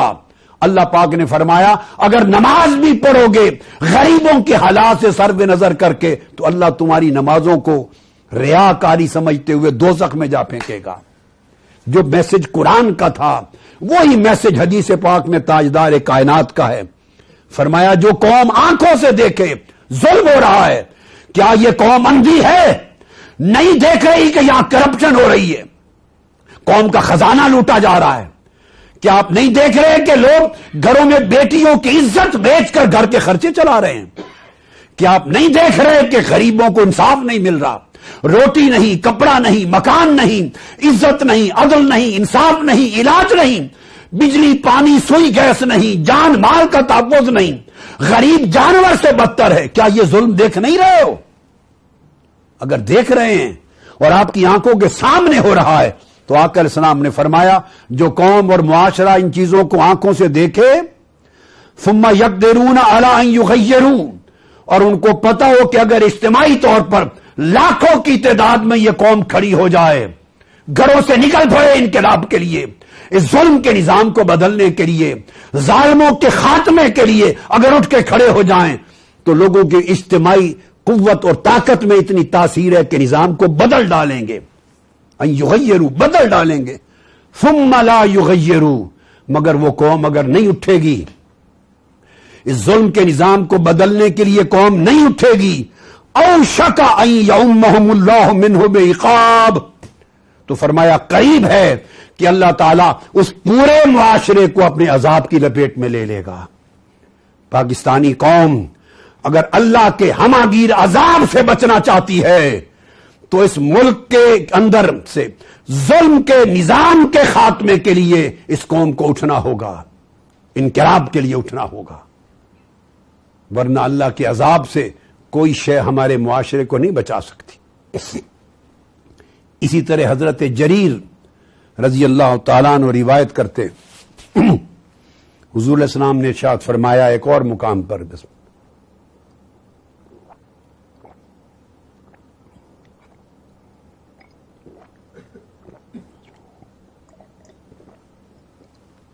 الحمدللہ الحمدللہ الحمدللہ، ارشاد فرمایا ما من رجل یکون فی قوم یؤمل فیہم بالمعاصی، اب یہاں ایک ایک انڈیویجول کی ذمہ داری بیان ہو رہی ہے، کوئی ایک شخص، ایک ہر فرد کی ذمہ داری، ہر فرد ہے ملت کے مقدر کا ستارہ، ہر ایک شخص جو کسی قوم کا فرد ہے، کسی معاشرے کا فرد ہے، اور وہ دیکھ رہا ہے کہ یہاں ظلم ہو رہا ہے، دیکھ رہا ہے یہاں گناہ ہو رہے ہیں، کرپشن ہو رہی ہے، ظلم ہو رہا ہے، ناانصافی ہو رہی ہے، پھر یقدرون علی ان یغیروا علیہ، اور پھر ان میں یہ طاقت بھی ہے کہ اگر لوگ لاکھوں کی تعداد میں نکل پڑیں اور اس نظام ظلم کو چیلنج کر دیں اور نظام بدلنے کے لیے اجتماعی قوت کے ساتھ نکل آئیں تو وہ بدل سکتے ہیں، بدل سکتے ہیں، یہ طاقت ہے ان میں۔ فلا یغیروا، مگر اس کے باوجود اگر وہ نہیں اٹھے، انقلاب کے لیے نہیں نکلے، اس نظام ظلم کے خلاف بغاوت کے لیے نہیں نکلے، تو الا اصابہم اللہ بعذاب من قبل ان یموتوا، تو اللہ تعالیٰ یقیناً ایسی قوم کو پھر ایک اتنا بڑا عذاب دے گا، اور وہ عذاب وہ شخص مرنے سے پہلے دیکھ لے گا، مرنے سے پہلے ایک عبرتناک عذاب سے دوچار ہوگی وہ قوم۔ یہ ترغیب کے پہلو تھے، اب ترغیب کی طرف آخری میں بڑے اہم حصے کی طرف آ رہا ہوں۔ آج کی رات یہ پیغام بھی دینا چاہتا ہوں اس انقلاب کے لیے کہ ہم توبہ کے لیے جمع ہیں، اللہ سے بخشش و مغفرت کی طلب کے لیے جمع ہیں، اللہ کی رحمت اور اس کی رضا خوشنودی کے حصول کے لیے جمع ہیں۔ آؤ بتاؤں کہ اللہ کی بخشش کا طریقہ کیا ہے، اللہ کی رضا خوشنودی کا راستہ کیا ہے، وہ بھی احادیث نبوی سے سن لیں۔ آقا علیہ السلام نے فرمایا، اسی مضمون کا اگلا حصہ حضرت ابن عمر رضی اللہ تعالیٰ عنہ راوی ہیں حدیث کے، فرمایا من فرج عن مسلم کربتن فرج اللہ عنہ بہا کربتن من قربات یوم القیامہ، اگر کوئی شخص کسی ایک انسان کی پریشانی کو دور کرنے کے لیے اٹھ کھڑا ہو، ایک شخص کی پریشانی کو دور کرنے، اس کے دکھ کے ازالے، اس کی مظلومیت کے خاتمے، اس کی محرومی کے خاتمے کے لیے اگر ایک شخص اٹھے اور اسے اس مظلومیت سے، ظلم سے، پریشانی سے نجات دلا دے، تو فرمایا آقا علیہ السلام نے اس کے بدلے میں اللہ تعالیٰ قیامت کے دن کی پریشانیاں اس شخص سے ہٹا کے ختم کر دے گا۔ آج رات یہ سبق ہے، یہ تو ایک شخص کی پریشانی دور کرنے کے لیے آپ نے تگ و دو کی، تو اللہ قیامت کے دن اس کا بدلہ قیامت کے دن کی پریشانیوں کے خاتمے کی صورت میں دے گا۔ اور یہاں تو کروڑوں کی تعداد میں لوگ ظلم کا شکار ہیں، پریشانی اور مصائب و آلام میں مبتلا ہیں۔ اگر اجتماعی طور پہ آپ اٹھے یہ نیت کر کے کہ کروڑوں مظلوموں کو ظلم سے نجات دلانی، کروڑوں غریبوں کو جو مصائب اور آلام کی چکی میں پس رہے ہیں اور پریشان حال ہیں، ان کو پریشانی سے نجات دلانی ہے، جب کال آئے انقلاب کی یہ نیت کر لینا۔ یہ نظام ظلم ہے، اس نے کروڑوں لوگوں کو پریشانی کی چکی میں پیس رکھا ہے، کروڑوں لوگوں کو مظلوم اور محروم بنا کر پریشان کر رکھا ہے۔ میں ان پریشانوں کو پریشانی سے نجات دلانے کے لیے اٹھا ہوں۔ اس نیت سے جب نکلیں گے تو آقا علیہ السلام نے فرمایا ایسی جد و جہد کرنے والے اشخاص کی قیامت کے دن کی ساری پریشانیاں اللہ دور کر دے گا اور اسے جنت میں داخلے کے قابل بنا دے گا۔ یہ آج لیلۃ القدر کا تحفہ دے رہا ہوں۔ اگر قیامت کے دن سرخرو ہونا چاہتے ہو اللہ کی بارگاہ میں اور وہاں اس کی بارگاہ سے بخشش و مغفرت کا تحفہ چاہتے ہو تو آج اللہ کے ان بندوں کی بہتری اور پریشانیوں کے خاتمے کے لیے اٹھو، جنگ لڑو، اور اس نیت سے لڑو تاکہ میں دنیا میں ان غریبوں کی پریشانیوں کو دور کرنے کی جنگ لڑوں، اللہ پاک قیامت کے دن میری پریشانیاں ختم کر دے گا۔ اسی طرح آقا علیہ السلام نے فرمایا لا یزال اللہ فی حاجت العبد،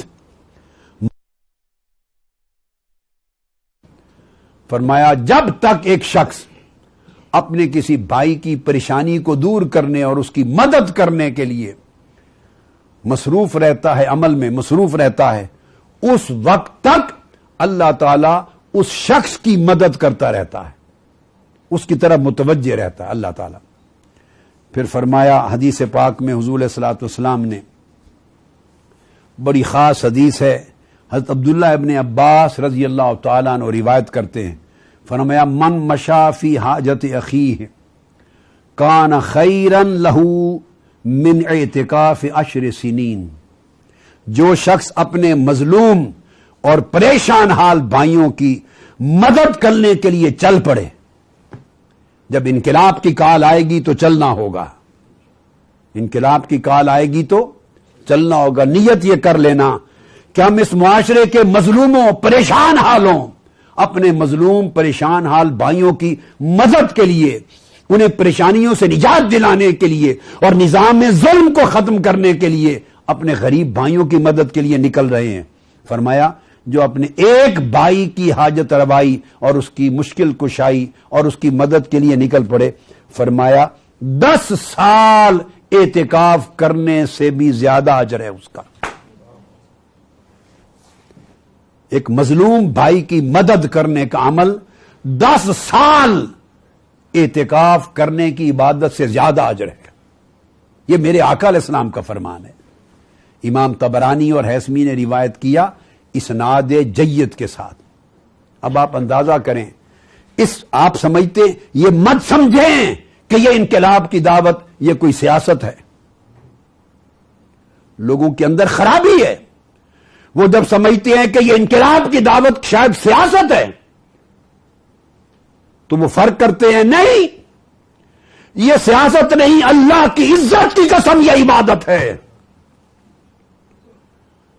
اللہ وحدہ لا شریک کی عزت کی قسم کھا کے بتا رہا ہوں، تاجدار کائنات کی نبوت اور رسالت کی قسم بتا کے کھا رہا ہوں، اس ملک کے کروڑوں غریبوں کو ظلم کی چکی سے نکالنا اور ان کی پریشانیوں کو دور کرنا اور نظام ظلم کو ختم کرنے کے لیے جنگ لڑنا سیاست رہی عبادت ہے۔ اور آقا علیہ السلام نے فرمایا جو شخص اس نیت سے کسی مظلوم بھائی کی مدد کے لیے نکلے، اس عبادت کا اجر 10 سال کے اعتکاف کرنے سے بھی زیادہ ہے۔ قال من مشا فی حاجت اخیہ کان خیرا لہ من اعتکاف 10 سنین، حدیث کے لفظ نہ بھولیں، ایک مسلمان بھائی کو ظلم سے نجات دلانے کے لیے جو چلے گا، انقلاب کی کال پہ آپ کو چلنا ہوگا، فرمایا جو قدم اٹھائے گا ایک مظلوم کو نجات دلانے کے لیے ظلم سے، 10 سال کے نفلی اعتکاف سے زیادہ اجر ہے۔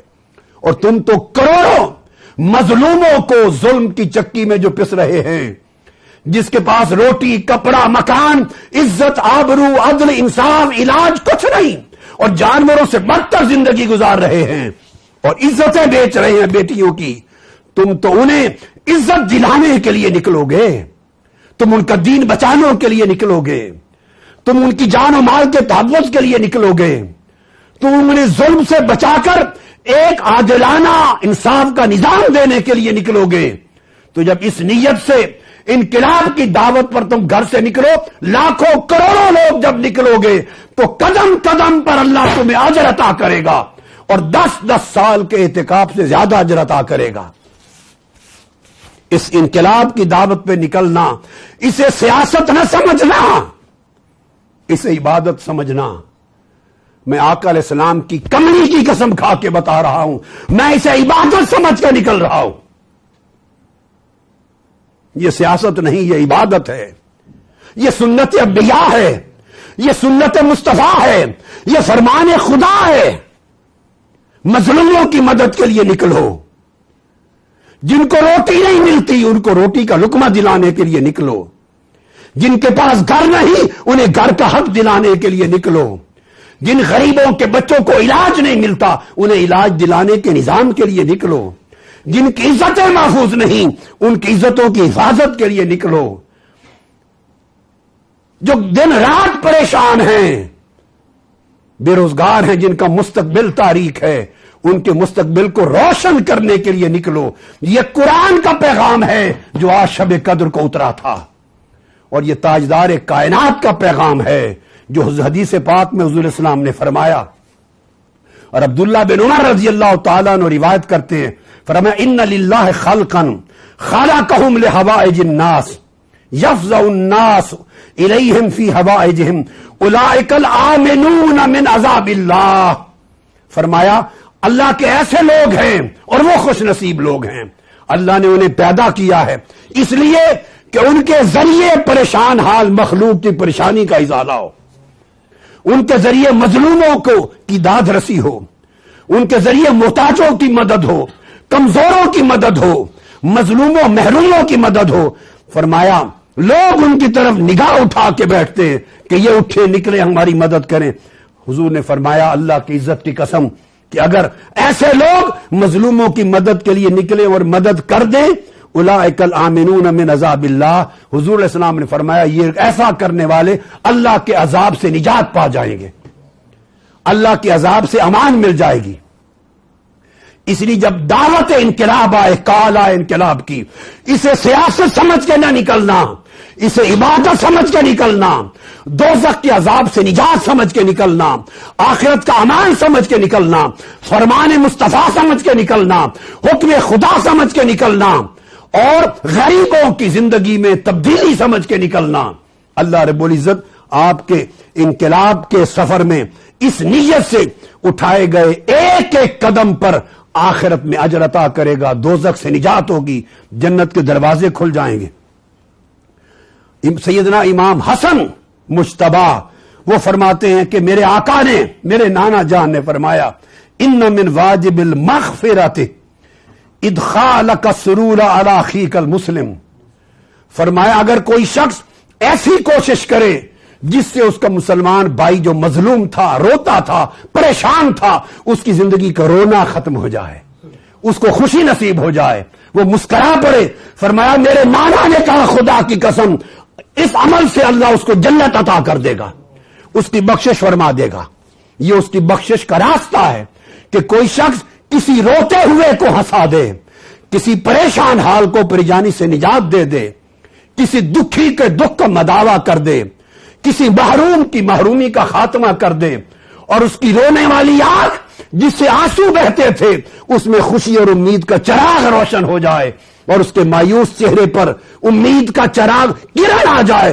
فرمایا ایسی خوشی کسی کو دے دینا، فرمایا میرے نانا آقا علیہ السلام نے اس کے ذریعے اللہ اس کی بخشش کی گارنٹی دے دیتا ہے، یہ اس کی مغفرت کا راستہ ہے۔ امام مالک فرماتے، امام مالک بن دینار فرماتے ہیں کہ اے شخص اما تعلم ان مشیک فی حاجت اخیک خیر لک من حجۃ بعد حجۃ. حضرت امام مالک بن دینار فرماتے ہیں مسلمان تجھے معلوم نہیں کہ اپنے کسی مظلوم اور پریشان بھائی کی مدد کے لیے نکلنا اور قدم اٹھانا اس کی مدد کے لیے، یہ حج کے بعد حج کرنا، ہر سال حج کے بعد حج کرنا، حج کے بعد حج پہ حج کیے جانے سے زیادہ بڑی عبادت ہے. کیونکہ یہ حج نفلی ہوں گے نا، فرض حج تو ادا ہو چکا. ہم جو ہر سال نفلی حج کرنے جاتے ہیں اور ہر سال نفلی عمروں پر جاتے ہیں، فرمایا حج پر حج نفلی کرتے رہنے سے زیادہ بڑا اجر یہ عبادت ہے کہ کوئی مظلوموں کی مدد کو نکلے. نکلو جب انقلاب کی کال آئے. اسے حضور کے فرمان کے مطابق حج سے بڑی عبادت سمجھ کے نکلو، سیاست سمجھ کے نہیں، عبادت سمجھ کے نکلو. یہ جان کر کے مظلوم بھائیوں، بہنوں، ماؤں اور بیٹیوں کی مدد کے لیے نکل رہا ہوں. یہ گجرات میں کل ایک بیٹی کے 2 بازو ایک بڑے ظالم نے کاٹ دیے. یہ مسلمانوں کا معاشرہ ہے، یہ انسانی معاشرہ ہے. اگر انسانوں کا نظام عدل و انصاف ہوتا، یہ کہاں گئے وزیر اعلیٰ، ارے ظالم قاتل اعلیٰ، یہاں تو نے 100 بندوں پر گولیاں چلا دی اور 14 لاشیں گرا دی، تم ٹس سے مس نہ ہوئے، اور تمہاری حکومت میں وہاں ایک بیٹی کے دونوں بازو کاٹ دیے. چونکہ وہ بڑا طاقتور آدمی ہے. اگر یہ حشر تمہارے کسی بچے کے ساتھ یا کسی MNA وزیر کے بچے کے ساتھ، بچی کے ساتھ ہوا ہوتا تو دیکھتے تمہارا قانون. ایک لڑکا جو لڑکے کے 2 بازو کاٹ دیے بچے کے، دیکھتا کہ تمہارا قانون کس طرح حرکت میں آتا ہے. یا بیٹیاں مر جائیں یا بیٹے کے بازو کٹ جائیں. آج میں نے اس سے بات کی، اس بچے سے اور اس کے والد سے میں نے بات کی ٹیلی فون پر. وہ پریشان تھا، وہ کہتا تھا میرا لائق بیٹا تھا، خدا جانے کیا بنتا، اس کے دونوں بازو کاٹ دیے. کہاں گئی تمہاری حکومت؟ کہاں گیا نظام سلطنت؟ کہاں گیا آپ کا قانون اور جمہوریت کے دعوے؟ جھوٹے لوگوں، تم فرعون سے بھی بدتر فرعون ہو کہ تمہارے نظام میں غریب کا کوئی تحفظ نہیں، کمزور کا کوئی تحفظ نہیں. کسی کا گلا کٹ جائے، کسی کی عزت لٹ جائے، کسی کے بازو کٹ جائیں، کسی کا گھر لٹ جائے، کوئی گردے بیچ کے گھر چلا لے، کوئی مردے نکال کے ہنڈیا پکا لے، تم ٹس سے مس نہیں ہوتے. لعنت ہے ایسی جمہوریت پر اور لعنت ہے ایسے نظام پر. ہم ایسے نظام کو نہیں مانتے. ہمیں ایسے مظلوموں کی مدد کے لیے نکلنا ہوگا. اور لوگوں، ایسے مظلوموں کی مدد کے لیے نکلنا یہ عبادت ہے، یہ بہت بڑی عبادت ہے. اور اللہ رب العزت کا اتنا اجر ہے. حضرت انس بن مالک رضی اللہ تعالیٰ عنہ نے فرمایا، امام بخاری نے التاریخ میں روایت کی اور امام طبرانی نے فرمایا، من قضا لأخیہ المسلم حاجتا کان بمنزلت من خدم اللہ عمرہ. خاص حدیث. انس بن مالک فرماتے ہیں کہ آقا علیہ السلام نے فرمایا، جس شخص نے اپنے ایک مظلوم بھائی کی مدد کر دی، ایک مظلوم بھائی کی مدد کر دی، فرمایا اس شخص کو ایک مظلوم کی مدد کرنے کا اجر اتنا ملے گا جیسے اس شخص نے ساری زندگی خدا کی خدمت میں گزار دی. ساری زندگی، بھلے اس کی عمر 50 سال تھی یا 100 سال تھی، اتنا اجر ملے گا ایک مظلوم کی خدمت اور مدد کرنے سے کہ گویا ساری زندگی اس نے اللہ کی خدمت و عبادت میں گزار دی. میں تمہیں پلٹ پلٹ کر یہ سبق اللہ اور اس کے رسول کا دیا ہوا بتا رہا ہوں اور تم تک پہنچا رہا ہوں اور اپنا فرض ادا کر رہا ہوں کہ یہاں تو ایک مظلوم کی مدد کرنے کا اجر ساری زندگی خدا کی خدمت و عبادت کے برابر ہے. اور اگر تم یہاں کروڑوں مسلمان بھائیوں کی مدد کر دو گے اور کروڑوں مظلوموں کو ظلم کی چکی سے نجات دلانے کے لیے نکلو گے اور کروڑوں کمزوروں کو عزت دینے کے لیے نکلو گے اس نیت کے ساتھ، تو اندازہ کر لو کتنے اجر ملیں گے. گویا تم نے سینکڑوں ہزاروں زندگیاں اللہ کی خدمت و عبادت میں بسر کر دی. ہم نے یہ سمجھ رکھا ہے عبادت نام ہے صرف نماز، روزے اور حج زکات کا نہیں. تاجدار کائنات کے تصور اور تعلیمات ایزدی میں عبادت بہت بڑی چیز ہے.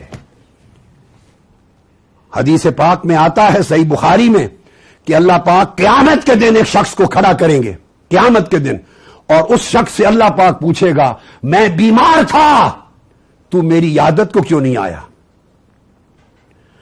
میں بھوکا تھا تو نے مجھے کھانا کیوں نہیں کھلایا, میں پیاسا تھا بندے تو نے مجھے پانی کیوں نہیں پلایا.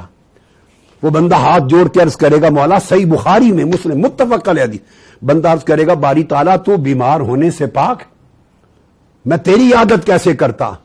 فرمایا تیرے معاشرے میں تیری سوسائٹی میں وہ شخص بیمار نہیں تھا, تو اس کی تیمارداری کر دیتا تو میں تمہیں یہ اجر دیتا گویا میری تیمارداری کرنے آیا ہے. وہ شخص جو معاشرے میں بھوکا تھا تو اس کے کھانے کا سامان کر دیتا تو تمہارے نامہ اعمال میں یہ لکھتا گویا تو نے مجھے کھانا بھیجا ہے. اس پیاسے کو پانی پلا دیتا تو تمہارے نامہ اعمال میں یہ لکھتا گویا تو نے مجھے پلا دیا ہے.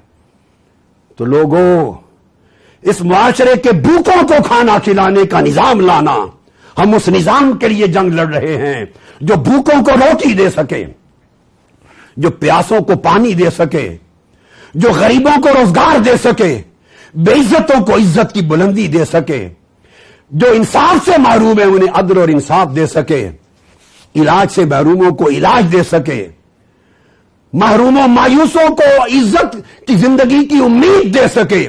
جب اس نظام کو لانے کے لیے آپ نکلیں گے تو آپ تصور نہیں کر سکتے اللہ پاک چھوٹے بڑے سارے گناہ معاف کر کے جنت کے دروازے تم پر کھول دے گا.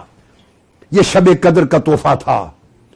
اسی شب قدر ہم توبہ کے لیے تو آئے, اللہ سے بخشش و مغفرت طلب کرنے کے لیے تو آئے, اللہ کی رضا خوشنودی مانگنے کے لیے تو آئے, اور وہ اپنی بخشش کا راستہ بتا رہا ہے کہ مجھ سے بخشش چاہتے ہو اور مجھے منانا چاہتے ہو اور میری جنت کا دروازہ کھلا دیکھنا چاہتے ہو تو میرے مظلوم محروم بندوں کی مدد کرو. میں تمہاری پوری عمر اپنی عبادت میں لکھ دوں گا. میرے مظلوم بندوں کی پریشانی کو حل کرنے کے لیے نکلو اور چلو, میں قیامت تمہارے لیے آسان کر دوں گا. تو لوگوں, آج کی رات میرا پیغام شب قدر کا پیغام یہ ہے کہ انقلاب کی کال آنے کو ہے. جو ہی انقلاب کی کال آئے گھروں سے نکل پڑے, پوری قوم نکل پڑے, اور غریب تو نکلے جو محروم ہیں, مگر جن کو روٹی میسر ہے وہ بھی نکلیں. ان کے لیے جن بھائیوں کو روٹی میسر نہیں, جنہیں عزت دی ہے اللہ نے, وہ نکلے ان کے لیے جو عزت سے محروم ہیں. جنہیں روزگار, گھر, عزت, مال, دولت سب کچھ میسر ہے, وہ نکلیں عبادت سمجھ کر, اس لیے کہ اللہ کے وہ بندے جو ان نعمتوں سے محروم ہیں انہیں نعمتیں دلانے والا نظام لانے کے لیے نکل رہے ہیں. قدم قدم پر اللہ آپ کو نفلی حج کا, نفلی عمرے کا, نفلی عبادت کا, اپنی خدمت کا ثواب دے گا, اجر دے گا, اور قیامت کے دن ساری ہولناکیاں ختم ہوں گی, بخشش کے دروازے کھل جائیں گے, اور اللہ پاک بے حساب جنتیں عطا کرے گا. یہ میرا آج کا پیغام تھا شب قدر کا, اور اسی پر دعا کرتے ہیں وما علینا الا البلاغ. اللہم صلی علی سیدنا و مولانا محمد وعلی آلہ وصحبہ وبارک وسلم. یا اللہ, دین کا وہ فہم عطا کر جو تو نے اپنے قرآن میں امت کو عطا کیا اور سارے پیغمبروں کی زبان سے انسانیت تک پہنچایا, اور تاجدار کائنات نے جس نظام کو انسانیت تک پہنچایا. باری تعالیٰ اس قوم کو توفیق دے کہ یہ مظلوموں کی مدد کے لیے نکلیں تاکہ تیری بخشش کے حقدار بن سکیں. میرے مولا, آج شب قدر کی مبارک ساعتوں میں اس قوم کو یہ فکر اور شعور دے کہ یہ محروموں کو محرومی سے نجات دلانے کے لیے نکلیں, اس انقلاب کے لیے نکلیں جس انقلاب کی دعوت ہر پیغمبر, ہر نبی اور ہر رسول لے کے آتا تھا. ظلم کا نظام ختم کرنے کے لیے, عدل اور انصاف کے نظام کے لیے نکلیں, ان بیٹے بیٹیوں کی جان و مال کی حفاظت کے لیے نکلیں, اس ملک سے ظلم استحصال کے خاتمے کے لیے نکلیں, روتے ہوئے انسانوں کی آنکھوں سے ان کے آنسو پوچھنے کے لیے نکلیں, مایوس چہروں پر امیدوں کی روشنی کے لیے نکلیں, مایوس آنکھوں میں امید اور یقین کے نور کے لیے نکلیں, پریشان حالوں کو پریشانیوں سے نجات دلانے کے لیے نکلیں, دعوت انقلاب کو عبادت سمجھ کے لیے نکلیں, تیری قربت کا راستہ سمجھ کے نکلیں, تیری بخشش کا وسیلہ سمجھ کے نکلے یہ قوم، اور قیامت کے دن جنت کا راستہ سمجھ کے نکلیں۔ انہیں وہ فہم عطا کر میرے مولا جو قرآن میں تو نے سکھایا اور آقا دو جہاں نے اپنی سنت میں سکھایا۔ جو ہی دعوت انقلاب آئے، یہ انقلاب کی دعوت تو گواہ ہے میرے مولا، ہماری سیاست نہیں، یہ تیری عبادت ہے۔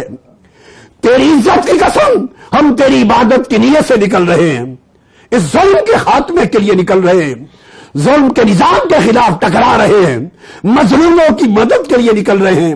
تیرا وعدہ ہے تم مظلوموں کے ساتھ۔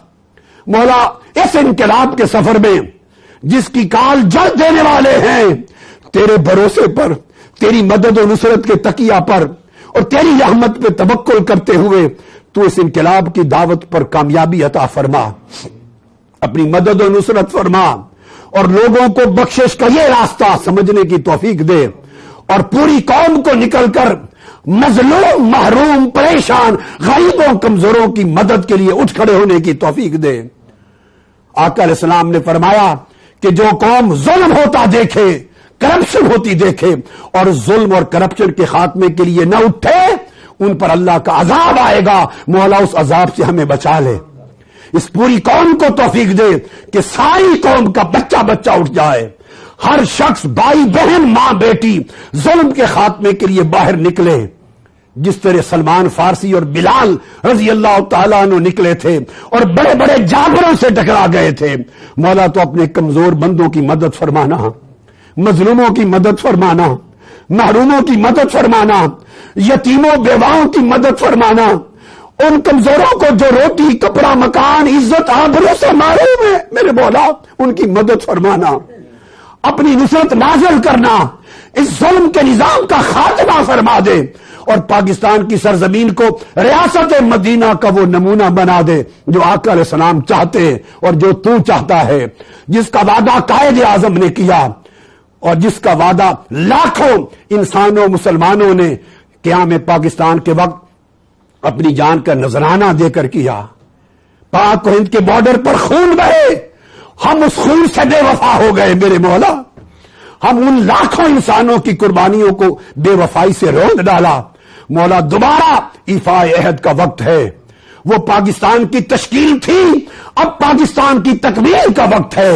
یہ قافلہ انقلاب، یہ انقلاب مارچ پاکستان کی تکمیل کے لیے ہے، پاکستان کے 18-20 کروڑ عوام کی امیدوں کو امیدوں کو بر لانے کے لیے ہے، اس ملک میں عدل اور انصاف کا نظام لانے کے لیے ہے، اس ملک میں مصطفیٰ کی تعلیمات کو عام کرنے کے لیے ہے، اس ملک میں ظلم، ناانصافی، کرپشن کے خاتمے کے لیے ہے۔ تو مدد کر، حوصلہ دے، ہر ایک کو ہمت دے، توفیق دے، عزم دے، استقامت دے، اور مولا ہمارے گناہوں کی بخشش فرما، ہمارے گناہوں کی بخشش فرما، ہمیں اپنی توفیق سے نواز دے، اور تیرے سوا کوئی مدد کرنے والا نہیں، تیرے سوا ہمیں نصرت سے نوازنے والا کوئی نہیں، اور تیری بارگاہ سے فتح کے طلبگار ہیں مولا۔ تو فتح نازل فرما اپنے وعدہ کے مطابق، اذا جاء نصر اللہ والفتح، اذا جاء نصر اللہ والفتح، اذا جاء نصر اللہ والفتح ورأيت الناس يدخلون في دين الله افواجا، فوج در فوج اپنے بندوں کو گھروں سے نکالنا، انقلاب کی دعوت پر اس طرح لوگ نکلے کہ پورا ملک ظلم کے خلاف یک آواز کھڑا ہو جائے، اور ظلم کے نظام کا تختہ الٹنے کے لیے اور ظالموں کے کیفر کردار پر پہنچانے کے لیے اور مظلوموں، بے کسوں اور کمزوروں کی مدد کے لیے پورا ملک، پورا پاکستان نکال دے۔ ان کو توفیق دے، پھر ان کو فتح دے، بد امنی نہ ہو، قتل و غارت نہ ہو، سب کی جان کی حفاظت فرما، پرامن طریقے سے ظلم کا خاتمہ کر، اور عدل اور انصاف اور اسلام کا نظام نافذ فرما دے۔ وصلی اللہ تعالی علی سیدنا و مولانا محمد وعلی ازواجہ المطہرات و اولادہ الاطہار و بناتہ الطیبات و خلفاء الراشدین المہدیین و اصحابہ الکرام المتقین المخلصین والتابعین واتباع التابعین والائمۃ السلف الصالحین والاولیاء والعاملین والصالحین وعلینا معهم اجمعین برحمتک یا ارحم الراحمین۔ باری تعالیٰ سب گناہوں کی صغائر کبائر کی معافی کے ساتھ سب کو رخصت کر، ہمارے نامہ اعمال سے سارے گناہ دھو دے، ہماری غفلتوں کو معاف فرما دے۔ ہم تجھ سے اپنے سب چھوٹے بڑے گناہوں کی معافی مانگتے، غفلتوں پر معافی مانگتے ہیں، زلات پہ معافی مانگتے ہیں، خطیات پہ معافی مانگتے ہیں، صغائر و کبائر پہ معافی مانگتے ہیں۔ اور میرے مولا ہمیں اپنی عبادت کی توفیق دے، اپنی بندگی میں، اپنے خشوع اور خضوع میں، اپنی قربت و محبت میں، آقا کی غلامی میں، حضور کے عشق میں، حضور کی اتباع میں، حضور کے دین کی نصرت میں، حضور کے اسرہ پر چلنے کی توفیق عطا فرما، اور پوری کی پوری قوم کو عزم اور ہمت اور طاقت اور استقامت دے، اس طرح جیسے تو نے حضور علیہ السلام کے صحابہ کو عطا کی اسی کی خیرات عطا کر، جیسے اہل بیت اطہار کو عطا کی اسی کی خیرات عطا کر، جیسے ائمہ سلف صالحین اور اولیاء کاملین کو تو نے استقامت عطا کی اسی کی خیرات دے۔ ہم چاہتے ہیں کہ یہ پاکستان پورا ملک خیر کا منبع بن جائے، یہاں سے شر ختم ہو جائے، معصیت ختم ہو جائے، ظلم ختم ہو جائے، ناانصافی ختم ہو جائے، ہر طرف خیر ہو، تیری طاعت ہو، عدل ہو، ہر طرف انصاف ہو، ہر طرف خوشیاں ہو، راحتیں ہو، مسرت ہو، اور بندے تیرے شکر گزار بندے بنے، کوئی ظالم کسی پر ظلم کرنے والا نہ رہے، کوئی ناانصافی کرنے والا نہ رہے، ہر ایک کو اس کا حق ملے اور ہر کوئی دوسرے کا حق ادا کرے، وہ نظام ہمیں عطا کر میرے مولا، جس نظام سے تو خوش ہو، تیرے محبوب خوش ہو، ہماری دنیا بھی سنور جائے اور ہماری آخرت بھی سنور جائے۔ وصلی اللہ تعالی علی سیدنا و مولانا، اور تمام شہداء انقلاب کی بخشش و مغفرت فرما، تمام شہداء انقلاب جو 17 جون کو جن کی شہادت ہوئی اور جن کی شہادت کے خون سے میرے مولا اس انقلاب کے سفر کا آغاز ہوا، ان کو میرے مولا ان کو اعلیٰ درجات عطا کر، اور ضرب عزم میں پاک فوج کے جوان جو شہید ہوئے اس ملک میں دہشت گردی کے خاتمے کے لیے پاک فوج کو عزم و ہمت دے، میرے مولا پاک فوج کی قربانیاں قبول کر، ہماری پاک فوج کو اور طاقت دے، خالد بن ولید جیسا عزم دے، پاک فوج کی قربانیاں قبول کر، ان کی لاج رکھ، اور ان کی کاوشوں سے ملک کو بد امنی دہشت گردی سے بالکل پاک کر کے امن کا گہوارہ بنا دے، اور پاک فوج کے جوانوں کو اعلیٰ علیین میں جگہ دے، اور جتنے لوگ دہشت گردی کا شکار ہوئے اور شہید ہوئے ملک بھر میں، اور ظلم کا شکار ہوئے شہید ہوئے، مولا ان کی بھی بخشش فرما، اور سارے مظلوموں کی مدد فرما، اور ہر حاجت مند کی حاجت پوری فرما، بے روزگار کو روزگار دے، سب لوگوں کو دین، عبادت، تقوی، پرہیزگاری، اپنی قربت اور محبت عطا کر، ہر گھر میں خوشحالی دے، مسرت دے، ہر ایک بیمار کو شفا کاملہ صحت عاجلہ دے، ہر پریشان حال کی پریشانی دور فرما، ہر بیمار کو شفا، صحت اور توانائی عطا فرما، اور ہر شخص دل میں جو حاجت لے کر تیری بارگاہ میں آج آیا ہے مولا اس کی حاجت کو پورا فرما دے، اے حاجت روا، اے مشکل کشا، اے رحمت فرمانے والے، اے کرم فرمانے والے، اے انعام فرمانے والے، ہم سب تیری بارگاہ میں جھولی پھیلا کر محتاج بے کس بن کے تجھ سے مانگ رہے ہیں، تو اپنی رحمت کی بارش فرما، ہر ایک حاجت مند کو اس کی حاجت کے مطابق بلکہ اپنی رحمت کے مطابق عطا فرما دے۔ پاکستان عالم اسلام کی مدد کر، فلسطین پر ہونے والے ظلم کا خاتمہ فرما، غزہ کے مظلوم نہتے مسلمانوں کی مدد کر، اسرائیل کی بربریت اور ریاستی دہشت گردی کا سردباب کر، امت مسلمہ کو غیرت دے، یو این او کو غیرت دے، وہاں معصوم فلسطینیوں کی مدد کر میرے مولا، اور ظلم سے انہیں محفوظ کر، ان کا خون ندیاں بہ رہی ہیں میرے مولا، ان کی حفاظت فرما، ان فلسطینیوں کو ان کا حق عطا کر، اور ظالموں کو اپنے کیفر کردار تک پہنچا، اور امت مسلمہ کو غیرت دے اور غیرت مند قیادت دے، جو اسلام کے بھی، عالم اسلام کی بھی اور عالم انسانیت کی سب کی خدمت کر سکے اور سب کی قدروں کی حفاظت کر سکے۔ خواتین، عورتیں، مرد، بچے، سب بیماروں کو شفا دے، سب کی حاجتیں پوری فرما۔ اللہم صلی وسلم وبارک علی سیدنا و مولانا محمد وعلی آلہ وصحبہ اجمعین۔ میں دعا کرتا ہوں باری تعالی ہمارے اپنے تمام ٹی وی چینلز جو ہمارے پیغام کو پہنچا رہے ہیں، اور خاص طور پہ ARY نیوز اور ARY نیوز اور QTV، اور خاص طور پہ ARY نیوز جو آج کی رات کا پیغام بھی جس نے دنیا تک پہنچایا اور ہر رات پہنچا رہا ہے، مولا ARY کے تمام مالکان اور انتظامیہ کو بے حساب اجر عطا کر، ان کی نیکی پہ انہیں اجر عطا فرما، یہ بغیر کسی دنیاوی لالچ کے مولا صرف تیرے محبوب کی رضا کے لیے اور صرف خیر کی اشاعت کے لیے خدمت انجام دے رہے ہیں، ان کی مشکلات بھی آسان کر، ان پر اور اپنی رحمتوں کی فراوانی فرما، اور ان کو اور کشادگی عطا کر، اور خیر کی اور خدمت کی توفیق عطا کر۔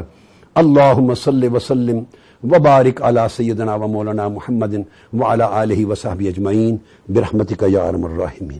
لا الہ الا اللہ محمد رسول اللہ.